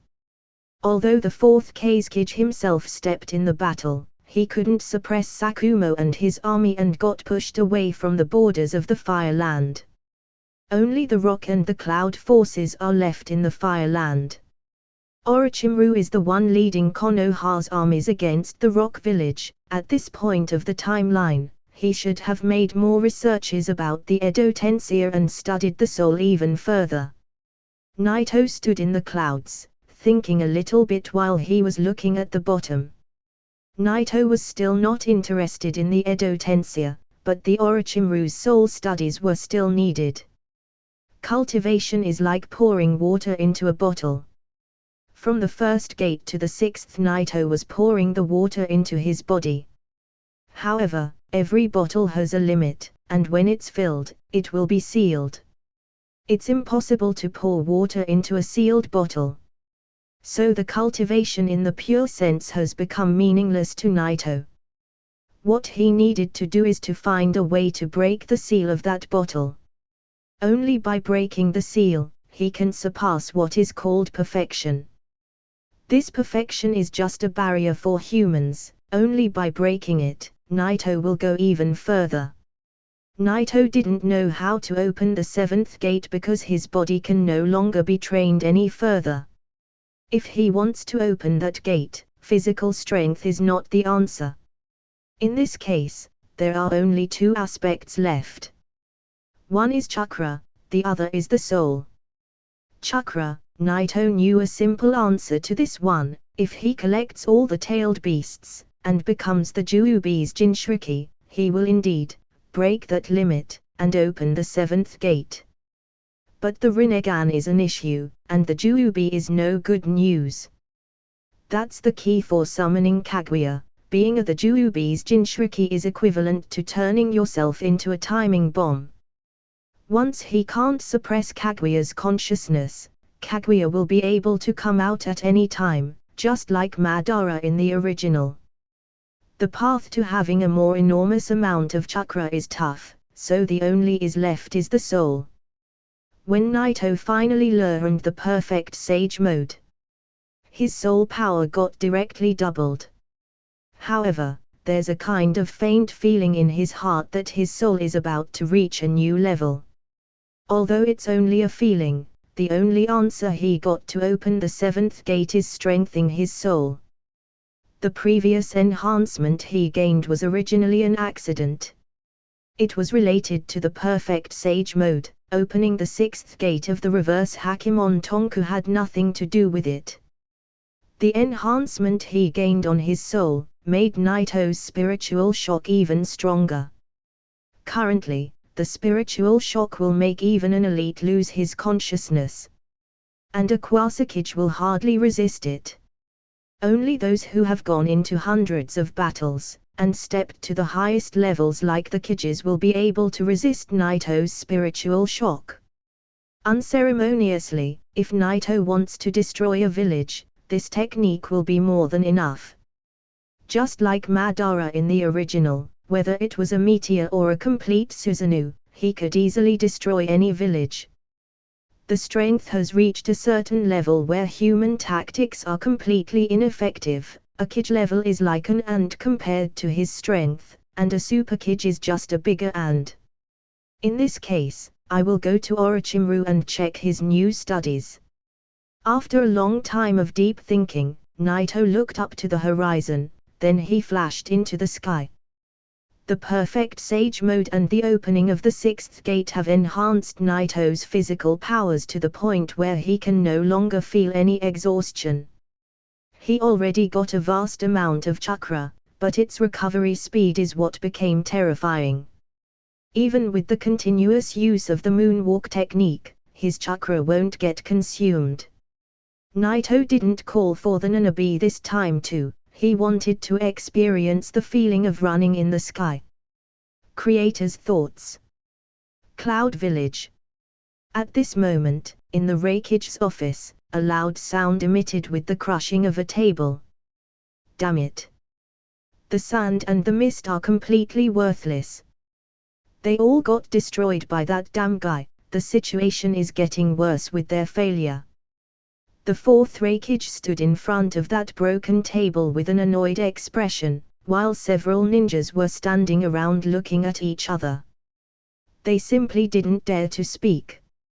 Because the 3rd Raikage died earlier than the original, the 4th Raikage took the job earlier too. During the fight with Naito, the 3rd Raikage's son, believed in his father's power, and that he could beat Naito. Unexpectedly, his father wasn't Naito's opponent, and after a long fight, he got killed by the former, and it appeared after a while, that Naito has walked alive from that battle. Therefore, A was annoyed when he heard that Naito has once again shown up and stopped the sand and the mist attacks on Konoha. The Ichibi and the Sanbi are weak. To be more accurate, their Jinchurikis are the ones who are weak. They cannot be compared to my brother Killer B. The 4th Raikage had a murderous intent in his eyes. The god of Shinobi. If he dares to interfere with our village, I will. The 4th Raikage was a witness to the battle between Naito and the Thrid. Naito was as fast as his father in terms of speed. Thus, the 3rd didn't have any advantage against Naito. The 4th Raikage has inherited the physical power of his father from his birth. Through the hard work he put in his entire life, he became extremely powerful. More importantly, his speed has become even faster than the 3rd Raikage. At this time, because he became the Raikage earlier than expected in this timeline, he didn't join the battlefield. He didn't fight with the Minato. Therefore, he thinks he's the fastest in the world. Commanding a few ninjas to throw out the broken table, the 4th Raikage had a cold stare in his eyes. No matter how powerful you are, there's no way you will have a chance facing my speed. The Rock Village. Here is the high-rise conference room. The 3rd Sashikage is sitting in the top position, while the elders are seated around the table. Onaki had a long face, and the atmosphere in the room was dim. Naito joined the battlefield and caught the sand and the mists by Jua. However, we didn't get any more news after this. What do you think is happening? I think he's afraid to interfere with our village. After all, our Jinchurikis are stronger. The Yonbi and the Gobi are stronger combined. An elder said. Several other people listened to what he said, then nodded. They all felt like this was the case. Another person said, even if this is the case, we still need to beware of his sneak attacks. He proved several times before that his strength can suppress any Baijua. Therefore, I suggest not letting our two Jinchurikis get separated at any cost. We need them to gather their strength and be ready for any situation. After he heard the opinion of several elders, the third Sashikage nodded, then said, when I fought this little devil before, he wasn't as strong as he's right now. If it weren't for the White Fang, I would have erased him. I knew this was gonna turn back on me someday. Now he grew up, and even a Baijua can't deal with him. There was a hint of regret in the Sashikage's eyes. If he just used all of his forces at that time to deal with Konoha's White Fang, he would have killed Naito. The moment they heard the Sashikage's words, some of the elders sighed a bit, and some others said, Sashikage-sama, you don't worry about it.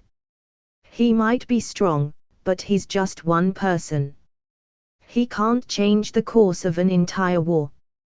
Yes, the only villages which are still in the race are the Cloud and us. I heard that the Hakkaibe's Jinchuriki can perfectly control the power of his Baijua, which can turn back on us later. Onaki nodded, then took a deep breath. The only villages which are still powerful to continue this war are the Rock and the Cloud. These two villages are very special. Each has two Baijua. The Rock has the Yonbi and the Gobi, while the Clouds has the Nibi and the Hakkaibe. As long as those idiots from the Clouds keep their Jinchurikis together, they won't be defeated by Naito, and they might have a chance to kill him. And since Naito is currently hiding, I think we can take this opportunity to launch an attack. Speaking of this, the Sashikage looked at one of the elders and said, send 50 elite Jonin to lead an army of 1,000 Jonin. This sentence made the elders in the room look shocked. 50 elite is not a small number. You're our leader. You've led us with your wisdom for so many years, even if this looks reckless to me. I support your decision. I object, the Cloud still didn't make a move. Why do we have to take the first shot? I support, we need to strike first to plunder more resources later. Otherwise, we will need to share those resources with the Cloud village. A skirmish started in the conference room, and the result of the final vote ended up with the support of the Sashikage's decision. As a result, 50 elite Jonin and 1,000 Jonin were assembled immediately. They marched toward the borders, leaving the Earthland and crossing the Fireland borders, then prepared to launch an attack. At this time, Naito has just arrived at Konoha's camp. Although Naito didn't take the Nanabi with him, one of the Shinobis could still notice Naito in the sky. It didn't take a long time before several ninjas gathered in the camp looking at the sky. What is that? This is bad. A Shinobi can fly, is it the Sashikage? When they heard that word, Konoha's ninjas looked terrified. They all took out their weapons looking at that person in the sky. Is the Sashikage personally leading an attack on their camp? In addition to the Sashikage, they never heard of other ninjas who can fly. As that figure in the sky got closer and closer, Konoha's Shinobis looked more horrified, and some of them were even ready to release their ninjutsu. Watching that person flying in the sky made the camp feel terrified, and as he became lower and lower, and got closer and closer, his presence and their horror were getting stronger and stronger. When Naito's figure fell to a certain height, one of them has finally managed to get a look on his face, then he immediately recognized his identity. The stressed atmosphere instantly dissipated. At that moment, the ninjas who were ready to launch their ninjutsu froze in their places, then looked at the sky with confused expressions. That's not the Hokage. It's you, Naito. Naito Dorno has finally come to the battlefield again. The moment they realized that it was Naito, the expression on their faces became full of respect and admiration. Under the gazes full of awe, Naito landed in Konoha's camp, then he completely ignored them. With the use of the Ultra Perceive, he quickly determined Orochimaru's location and headed directly toward him. All the way long toward Orochimaru walking inside the camp, Konoha's ninjas didn't try to block Naito's advancement, but they just kept giving him a respectful look. You Naito can fly. Yeah. I'm telling you, I saw him with my own eyes. Speaking of this made me remember that time when we saw those strange footprints in the clouds. Suddenly, the ninja who was talking looked stunned and abruptly stopped talking. The ninja next to him suddenly widened his eyes and looked at him with a shocked expression. It turned out that the event they called before a miracle was just Naito walking in the sky. Naito came straight to the rear of Konoha's camp. This is where they kept the prisoners to torture them. It's difficult to force a ninja to tell his village secrets. Thus, first, you must break his will, then use a unique secret technique to break into his mind and obtain the intelligence. It's almost impossible to make them speak directly. Each frontline camp will have a prison and a torture area, but this one looked a little bit strange. It seems to have been turned into a laboratory by Orochimaru, and it looked similar to the one he has in Konoha. For Orochimaru, even if it's a world war, it's not important enough for him to stop his researches on the ultimate ninjutsu that can give him immortality. Naito's arrival wasn't a secret to Orochimaru. The moment he put his foot in the camp, Orochimaru got notified. When Naito walked into this area, he saw Orochimaru coming over toward him, with a smile on his face, then said, "These guys ended up asking for your help, huh?" Orochimaru stood there with a touch of mockery on his expression. He also felt it was ridiculous for the elders of the village to ask for Naito's help after they made him leave. They didn't want him to stay because they feared him, but the moment they were in trouble, they asked for his help. Naito didn't answer Orochimaru, but gazed at the depth, then walked in. Silent. Naito passed directly through Orochimaru's body as if he was a ghost. It seems that you've already transplanted the Mangekyou Sharingan. Did you use Hashirama's cells? Going straight into the interior of the room, Naito looked calmly to his front where Orochimaru was doing some experimentations. Orochimaru turned around and looked at him with his Mangekyou Sharingan. However, his eyes suddenly turned to their normal state, then he smiled at Naito. Naito looked confused. He didn't know how could Orochimaru pull this out. He seems to be able to activate the Sharingan at will. Most of the time, the answer is Hashirama's cells. Well, I have done a lot of complicated experiments so that I could use it, but mentioning it won't be worth wasting your time. This power is nothing compared to yours. Orochimaru said that with a firm tone, but his evil aura was unusually hidden. It seems that even now he's still afraid of Naito. Naito didn't care much if Orochimaru could use the Mangekyou Sharingan or not. If Orochimaru could somehow awaken the eternal Mangekyou Sharingan, perhaps then, Naito will be slightly concerned. What progress did you make in the studies of the soul? Naito calmly said. Orochimaru didn't look surprised that Naito has asked this question. If Naito has come personally to him, then it should be about the results of his researches. Although Orochimaru didn't want to share with the others the secrets to immortality, he can't really say no to Naito. Moreover, Orochimaru knew that Naito didn't really care about immortality. he only cares about the soul researches. Without hesitation, Orochimaru turned to Naito and handed him a scroll saying, "I almost fell into the bottleneck with these research, but this scroll should be more useful to you than the previous one.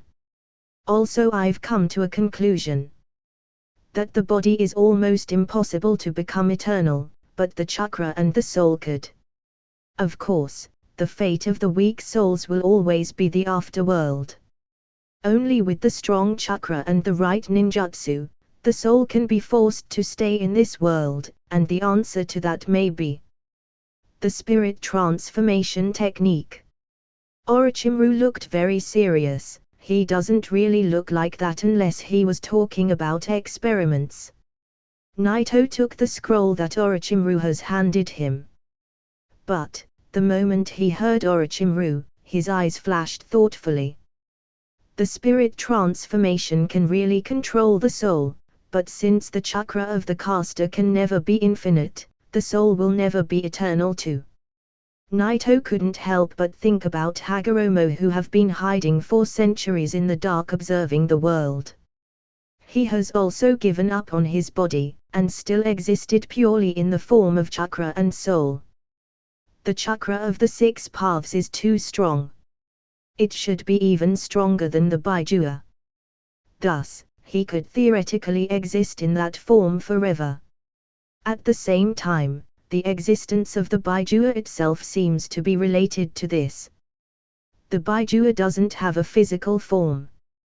Their bodies are completely composed of chakra, and they can be reborn many times. They can't be killed, this is why they can only be sealed.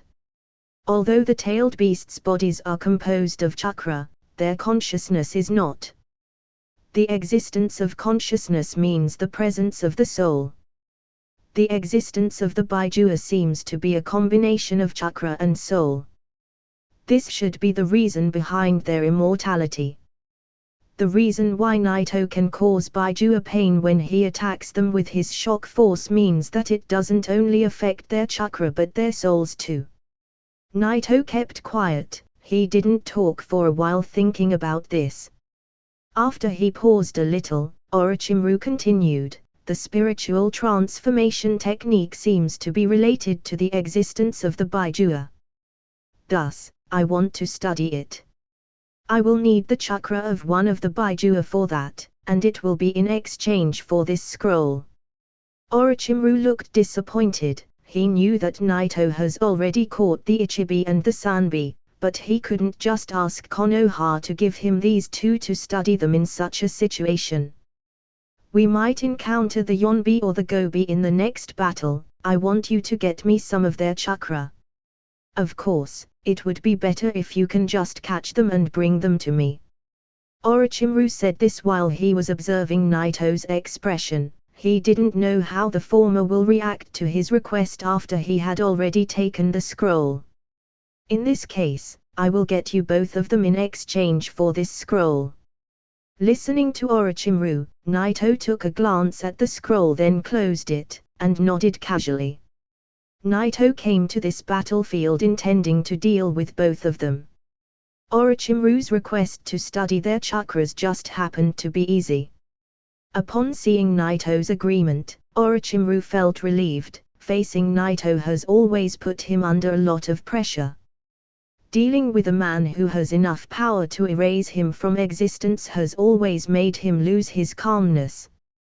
The Rock Village has dispatched thousands of Jonin to the front lines.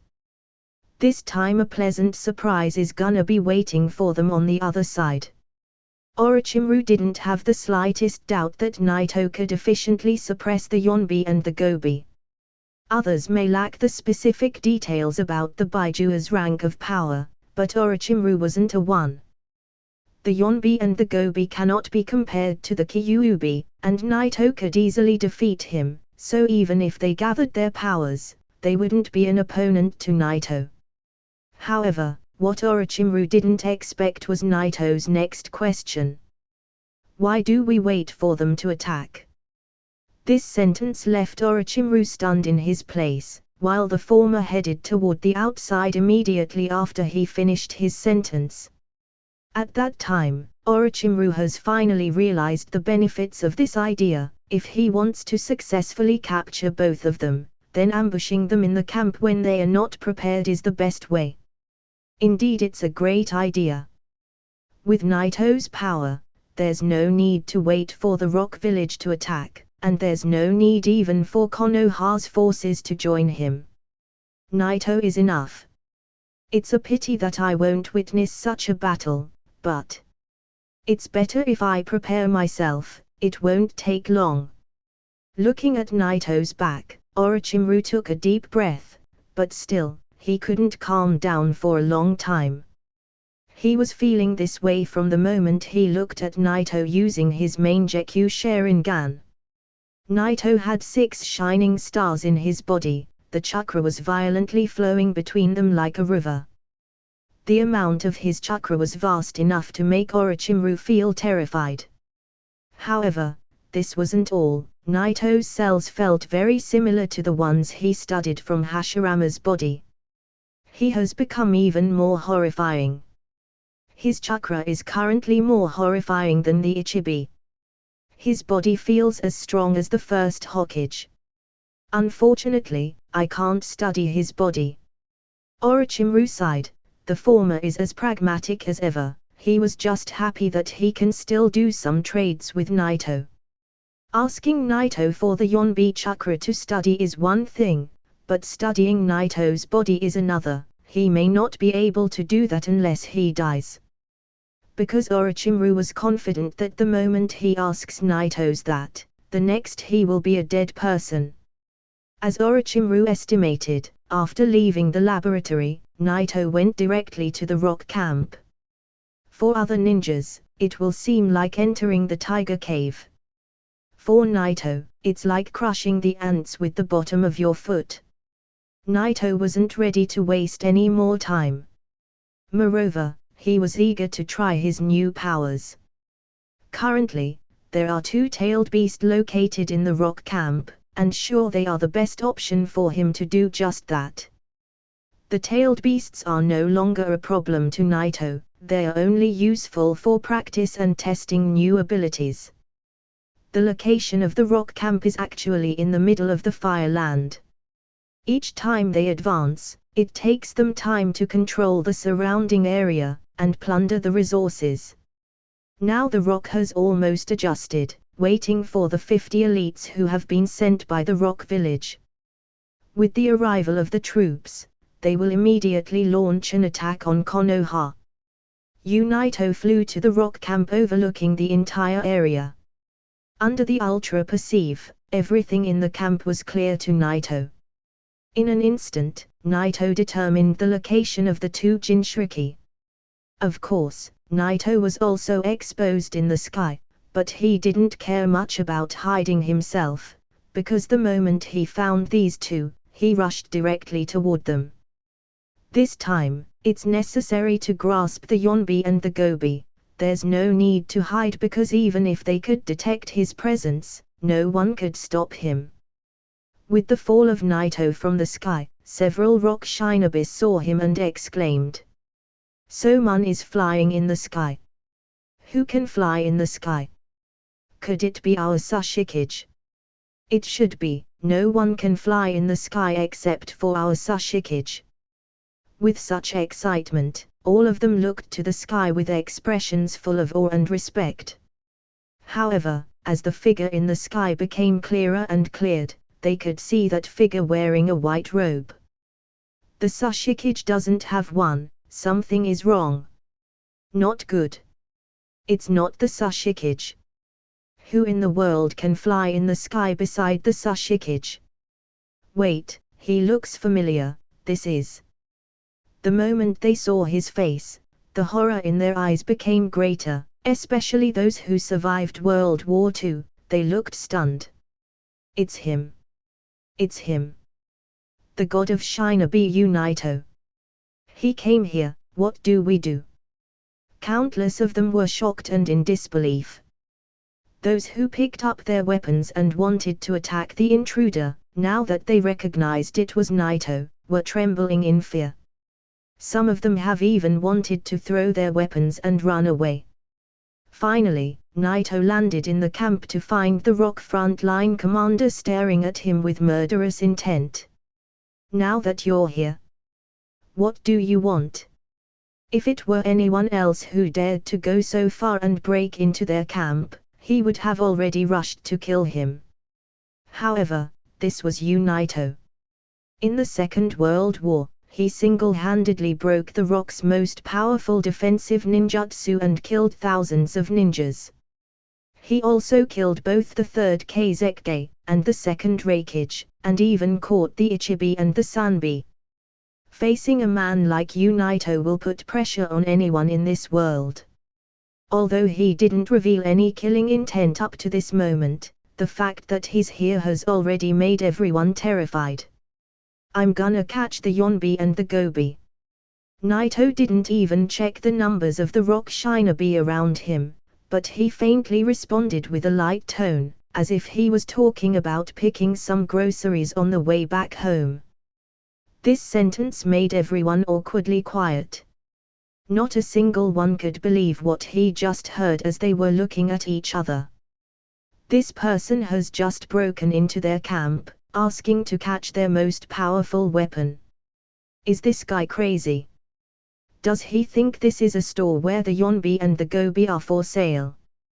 You damn arrogant. Even if they call you the god of shinobi, this is too much. These words turned everyone's fear and horror into a complete state of anger. The commander looked at Naito and firmly said, I respect you as the god of shinobi, I'll let you walk if you just fall back. However, if you choose otherwise, we will kill you. Meanwhile, between all of these anger and murderous threats, Naito was simply ignoring the commander, gazing away with his sight looking at the room behind him. Oh, so there's enchantment here. No wonder these two didn't come out yet. From the beginning to the end, Naito was utterly absent from the presence of these shinobi, as if they were not there in the first place. Damn this. Let's join our forces and kill this arrogant guy. One of the shinobis clenched his fist and threw a one at Naito while screaming. The others were also burning in anger. Even if Naito is strong, they couldn't just let him look down on them like this. Even if he's strong, he's just one person. There are thousands of shinobis here, and even 2 Jinchuriki, not to mention a large number of these people are jonin. Just before he could even reach Naito, the shinobi's roar abruptly stopped. A strange power has suddenly spread from Naito and swayed toward all directions, covering the whole camp. Spiritual shock. At this moment, Naito seemed like he had an earth-shattering momentum. He didn't look like a big guy, but at that instant, the rock shinobi felt like if they were looking at a giant. The shock force seemed like a wave that, in an instant, swept the sky, making the white clouds in it burst into disarray. When that strong momentum gradually dissipated, all the shinobis in the field looked like if they have frozen in their place, with the pupil in their eyelid seems like it has lost its focal length. Plop! Plop!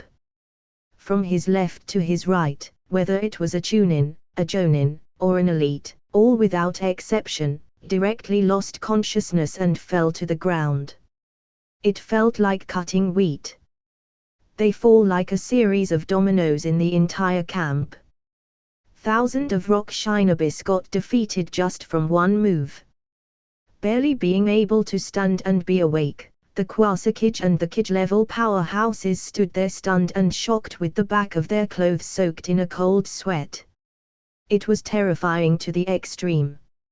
At that moment, they felt like if the sky was falling on them, and they were just weak cockroaches.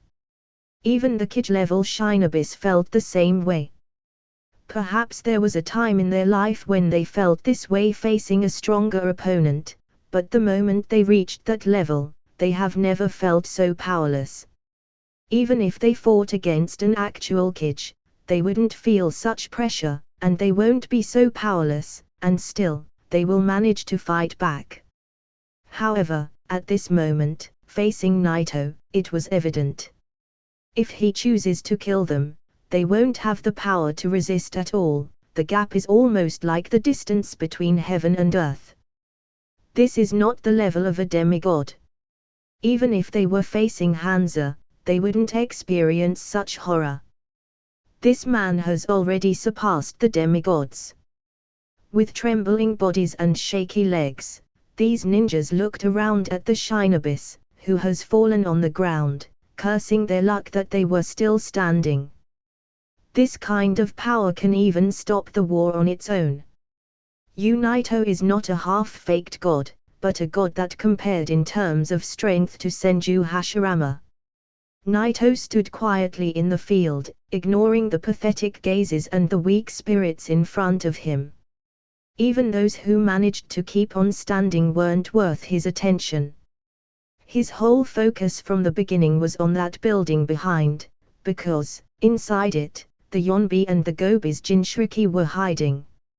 Naito's spiritual shock ignored the existence of the defensive enchantment, and directly spread into the two Jinchuriki's bodies. They got directly affected by its impact, but it's difficult to suppress the Baijua themselves, so they broke free from their cage. Roar! The enchantment got torn apart, and the whole building got blasted. Suddenly, two huge monsters appeared in the camp, and roared to the sky. They were the Yonbi and the Gobi. Their chakra broke out, shattering the entire ground, while the surrounding buildings showed signs of fragmentation. Those who were still awake instantly reacted. The Yonbi and Gobi got out. This is a problem. The two Baijua went into a rampage state. It will be difficult to reseal them both. How is he planning to catch them now? Several Shinobis looked back at Naito, then they felt the Baijua's terrifying chakra, and without any hesitation, they turned and fled away. It doesn't matter whether he can deal with them or not, these Shinobis are unable to do anything about it anyway. If Naito managed to reseal them, that's good, after all, he's human, but if he couldn't do it, they will be in big trouble. Perhaps all the people in the camp will just get killed by these monsters. Naito didn't pay attention to these Shinobis, thus, they successfully escaped from the camp and kept observing the situation from a distance. This guy. Will he be able to deal with two Baijua at the same time? I'm afraid it's impossible. Under the terrifying gazes of several Shinobi, the Gobi and the Yonbi stopped roaring and stared at Naito with their huge eyes. The two of them felt threatened by Naito's strength, especially when they felt that strange power spreading in their Jinchuriki's bodies. The Yonbi and the Gobi could sense how powerful Naito is, which made them feel horrified. Therefore, the Yonbi decided to attack first. He clenched his fist and directly slammed it on Naito. Among the Baijua, except for the Kyuubi and the Hakkaibi, the Yonbi has extreme physical powers. After all, he was a huge monkey, and he could use his fists and legs to attack. Whoosh! The Yonbi's fist didn't make contact yet. However, the terrifying wind caused by it blew the dust on the ground, and a horrible pressure fell on Naito. Any ordinary Shinobi would have got crushed on the ground just from that pressure. In the face of the Yonbi's colossal fist, Naito's expression was extremely calm, then he clenched his fist and slammed it. Boom! The two disproportionate fists crashed into each other. The scene was quite ridiculous, but no one could laugh. Compared to that huge fist, Naito's body was inferior and even smaller than one of the Yonbi's fingers, but Naito's punch was hard enough to withstand the Yonbi's fist. Moreover, it wasn't just resisting. Suddenly, the Yonbi squeezed his eyes shut in pain. He was horrified to the extreme, as his fist was getting pushed back. Even when he tried to use all of his power, he couldn't resist, and finally, his fist got blown away by Naito's punch. Bang! The Yonbi got bombarded by the strong impact and got smashed heavily on the mountains in the distance. This scene that the rock Shindwa have just witnessed with their own eyes made them open their mouths widely. He punched a Baijua. You Naito. He's more terrifying than they ever thought. Because Naito was too small, the Yonbi and the Gobi couldn't attack him at the same time. The Gobi was watching from the side almighty and strong, but suddenly he got shocked by this scene. He sent Son Goku flying. How could this be? The Gobi looked in disbelief. The Yonbi is one of the strongest shinobis at physical powers, after all. If Naito has just blocked his attack, he would only be surprised, not this horrified. However, Naito has also thrown a punch, and it was hard enough to send the Yonbi flying. He beat him in terms of physical strength, how could he not be stunned? After he beat the Yonbi, Naito glanced at the Gobi, then he flickered and flashed straight to the top of his back. Whoosh! An unstoppable force slammed down. The Gobi tried to resist it, but still, his huge body got crushed, and was directly overwhelmed. One punch to the Yonbi, and one kick to the Gobi. This is all that he needed to do to repress both of them, which made him couldn't help but reveal his disappointment. It seems that this is all that the Baijua can provide, they are not even qualified to be his training partners. The Yonbi at that time was struggling to stand up. He climbed his way up again, then he surged his chakra and launched a vast Baiju Udama, standing on the back of the Gobi. Naito shook his head, then he threw a punch at him from that distance. Whoosh! This punch was different, it actually distorted the space in front of Naito. The waves marks which were visible to the naked eye instantly crossed that distance and directly bombarded the Yonbi once again. Whoosh! The Baiju Udama got also shattered by Naito's punch. It didn't even make an explosion and got destroyed directly. But this wasn't all, the strange force didn't fade away, and suddenly, it ran through Yonbi's body. Boom! The Yonbi's body got penetrated and crashed on the ground. Still, that force didn't fade away and destroyed a series of mountains behind him, and kept spreading even far away to the end of the horizon. Looking at such an incredible scene, the rock shinobis in the distance were shocked. Out of his disbelief, the Gobi has even forgotten that he was in pain. How could a human being have such power? Watching how the Yonbi got smashed easily by Naito, the Gobi immediately resealed himself back into his Jinchuriki, and the former regained his form. Of course, no one would want to fight such a monster. The Yonbi lay on the ground unconscious, then he suddenly turned back to chakra, and slowly his form faded away, leaving behind his Jinchuriki's body. Naito looked at the Yonbi's Jinchuriki while squinting with his eyes. The Yonbi has barely got hit by Naito's punch, most of the power rumbled on the ground, causing it terrifying destruction. Naito's shock force can now distort the space. With such a power, Naito can even destroy the world. Overall it might be weaker than Guy's strength after he opened the 8 gate in the original, but Naito's power does not stem out of burning his vitality, it's permanent, relying on his reverse Hakimon Tonku technique and the power of his perfect Sage mode. If Naito goes all out and hits the ground with his shock force, he can even cause natural disasters, he can make a whole country fall into an endless abyss.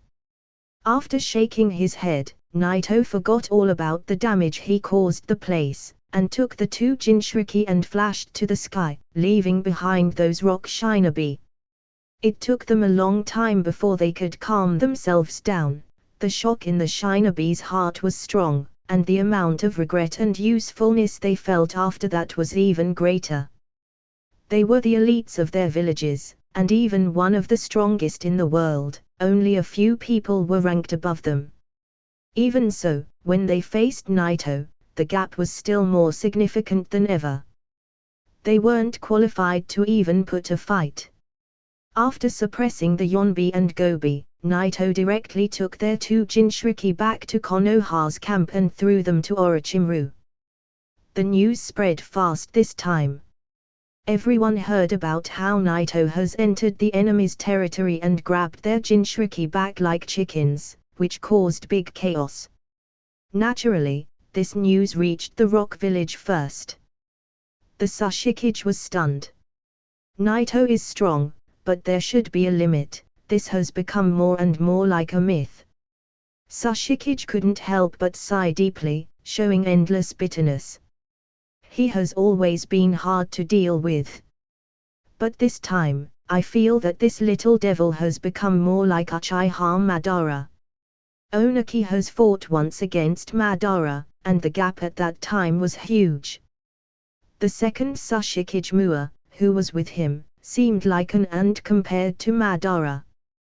When he first showed up, Oniki could directly kill Naito, but after so many years since they first faced each other, Naito has grown a lot, and his strength has entirely become beyond his reach.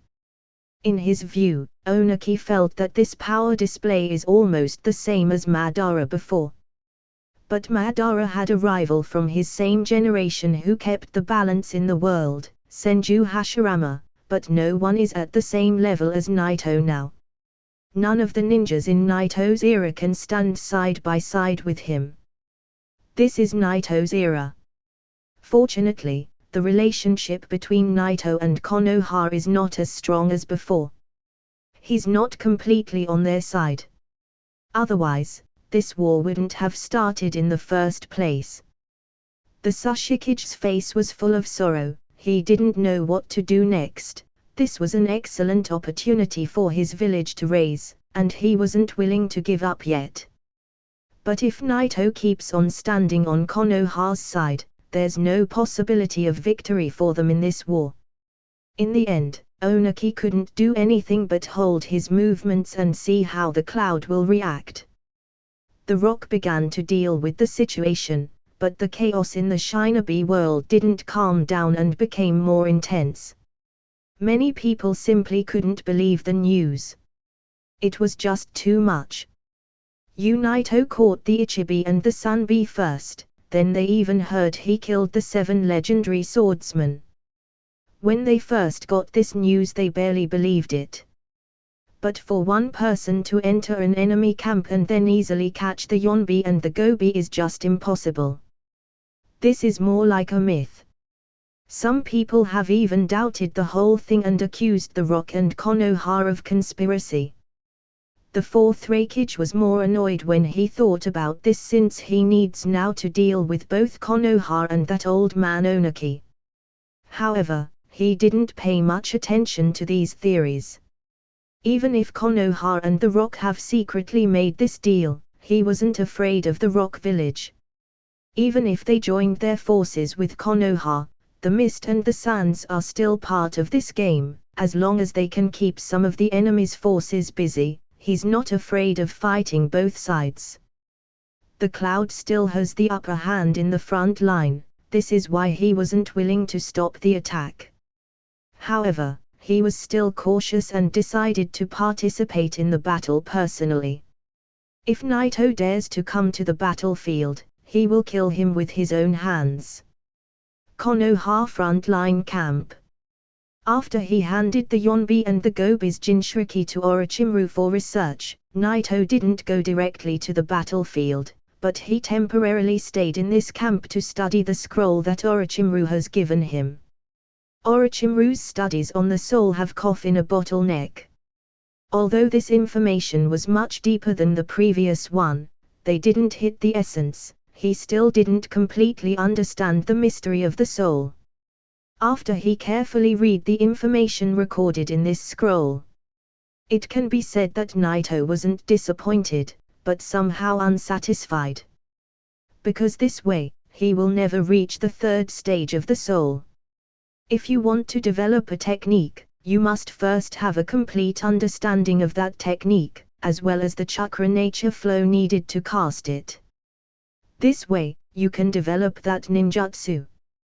The last time, the sole research results that Orochimaru has attained, was equal to exhibiting the concept theory, and Naito has only needed to deduct that path to strengthen his soul secret art.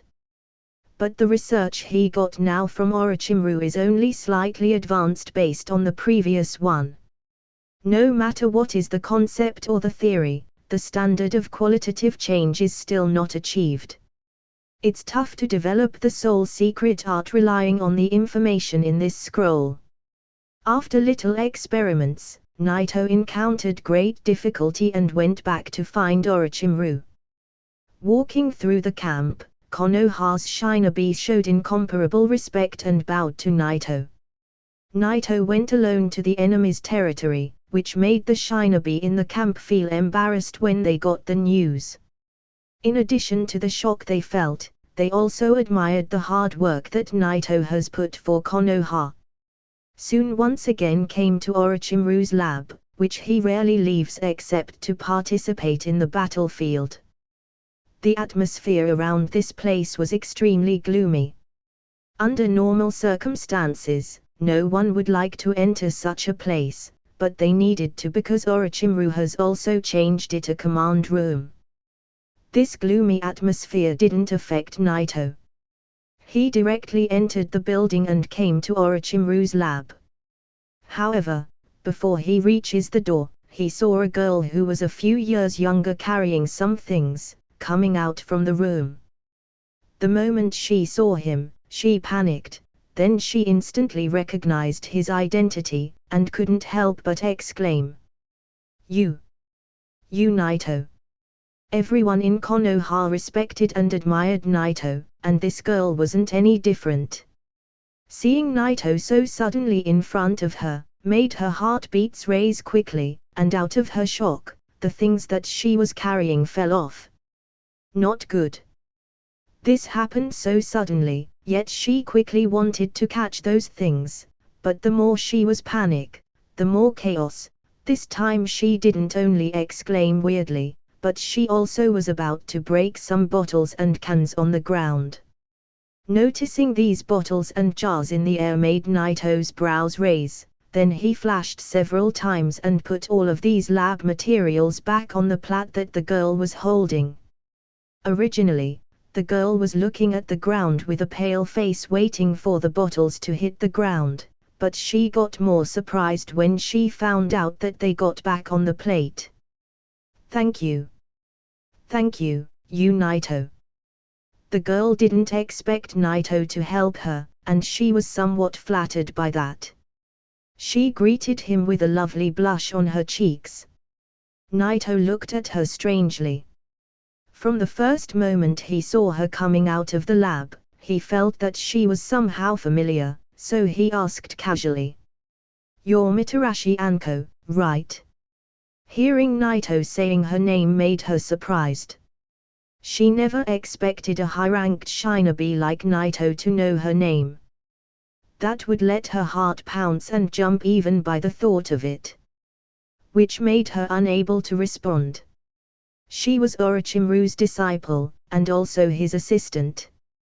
And the most admired person in her heart, after her master, Orochimaru, was Naito. Looking at her reaction, made Naito look surprised. He just guessed, he didn't expect it to be true. Speaking of it, Kakashi, HolyOniiSama, and Anko, this generation has all grown up. The most talented ninja, in this generation, Hatake Kakashi, seems that he had just become a jonin a little time ago. Perhaps because Sakumo didn't die like in the original, Kakashi had his father's guidance, and Minato as his teacher, which improved his strength even faster than the original, and at the age of 11, he became a jonin. However, Guy is not far away from opening the 5th gate. When he does, he won't be inferior to Kakashi. And once he opens the 6th, he will reach the Kage level. I didn't expect Naito to know my disciple. This should be a great honor for her. Orochimaru came out of the lab and looked surprised to see Naito and Anko together. During this period, Anko admired and respected Orochimaru as her master and mentor, which made her somehow embarrassed that she made Orochimaru stop his work and leave his lab. Nothing is broken, you can go. Orochimaru waved with his hand at Anko, then looked at Naito and said, because I needed an assistant, I've picked her. However, this new generation is a lost cause. Naito shook his head, then walked into the lab. Anko nodded respectfully, then she carried those things to the next room. Her expression looked calm, but her heart was about to explode. She didn't know why Naito knew her name. Although she always watched him from the crowd, Naito has never paid her any attention. She didn't complain. She has just graduated from the ninja's school, and he was at the peak of this world. The rank gap was big, so big that she could only admire him from a distance. She wasn't qualified even to get close to him. But now, she discovered that Naito knew her, which made her can't help but think that his expectations from her are too high. Orochimaru's lab. The Yonbi's Jinchuriki and the Gobi's Jinchuriki were bound by some strong seals. They were surging some chakra from time to time, but they couldn't break the seal. It seems that my research wasn't a big of a help to you. Orochimaru seemed to have a general idea of the reasons behind Naito's visit. Naito nodded slightly. He wasn't asking for a new scroll, but since he got Orochimaru some new experimental materials, the Yonbi, and the Gobi, he came to make sure that Orochimaru is working hard on the subject. You needed help, and I got you some, now you need to do your best to study the soul art. Orochimaru replied with a stare on his face, since you, Naito, handed over these two Jinchuriki to me. Now that I have a bit of feature, I will naturally study them with good care. The Baijua are indeed a perfect experimental material. I only got them a few days ago, and I already found out a lot of answers. In fact, and as a good gesture, I can give these results to you. Orochimaru's only request is to deal with this matter without daring to have the slightest sloppiness. Moreover, his research on the Edo Tensei also involves the soul. It is the core of his technique.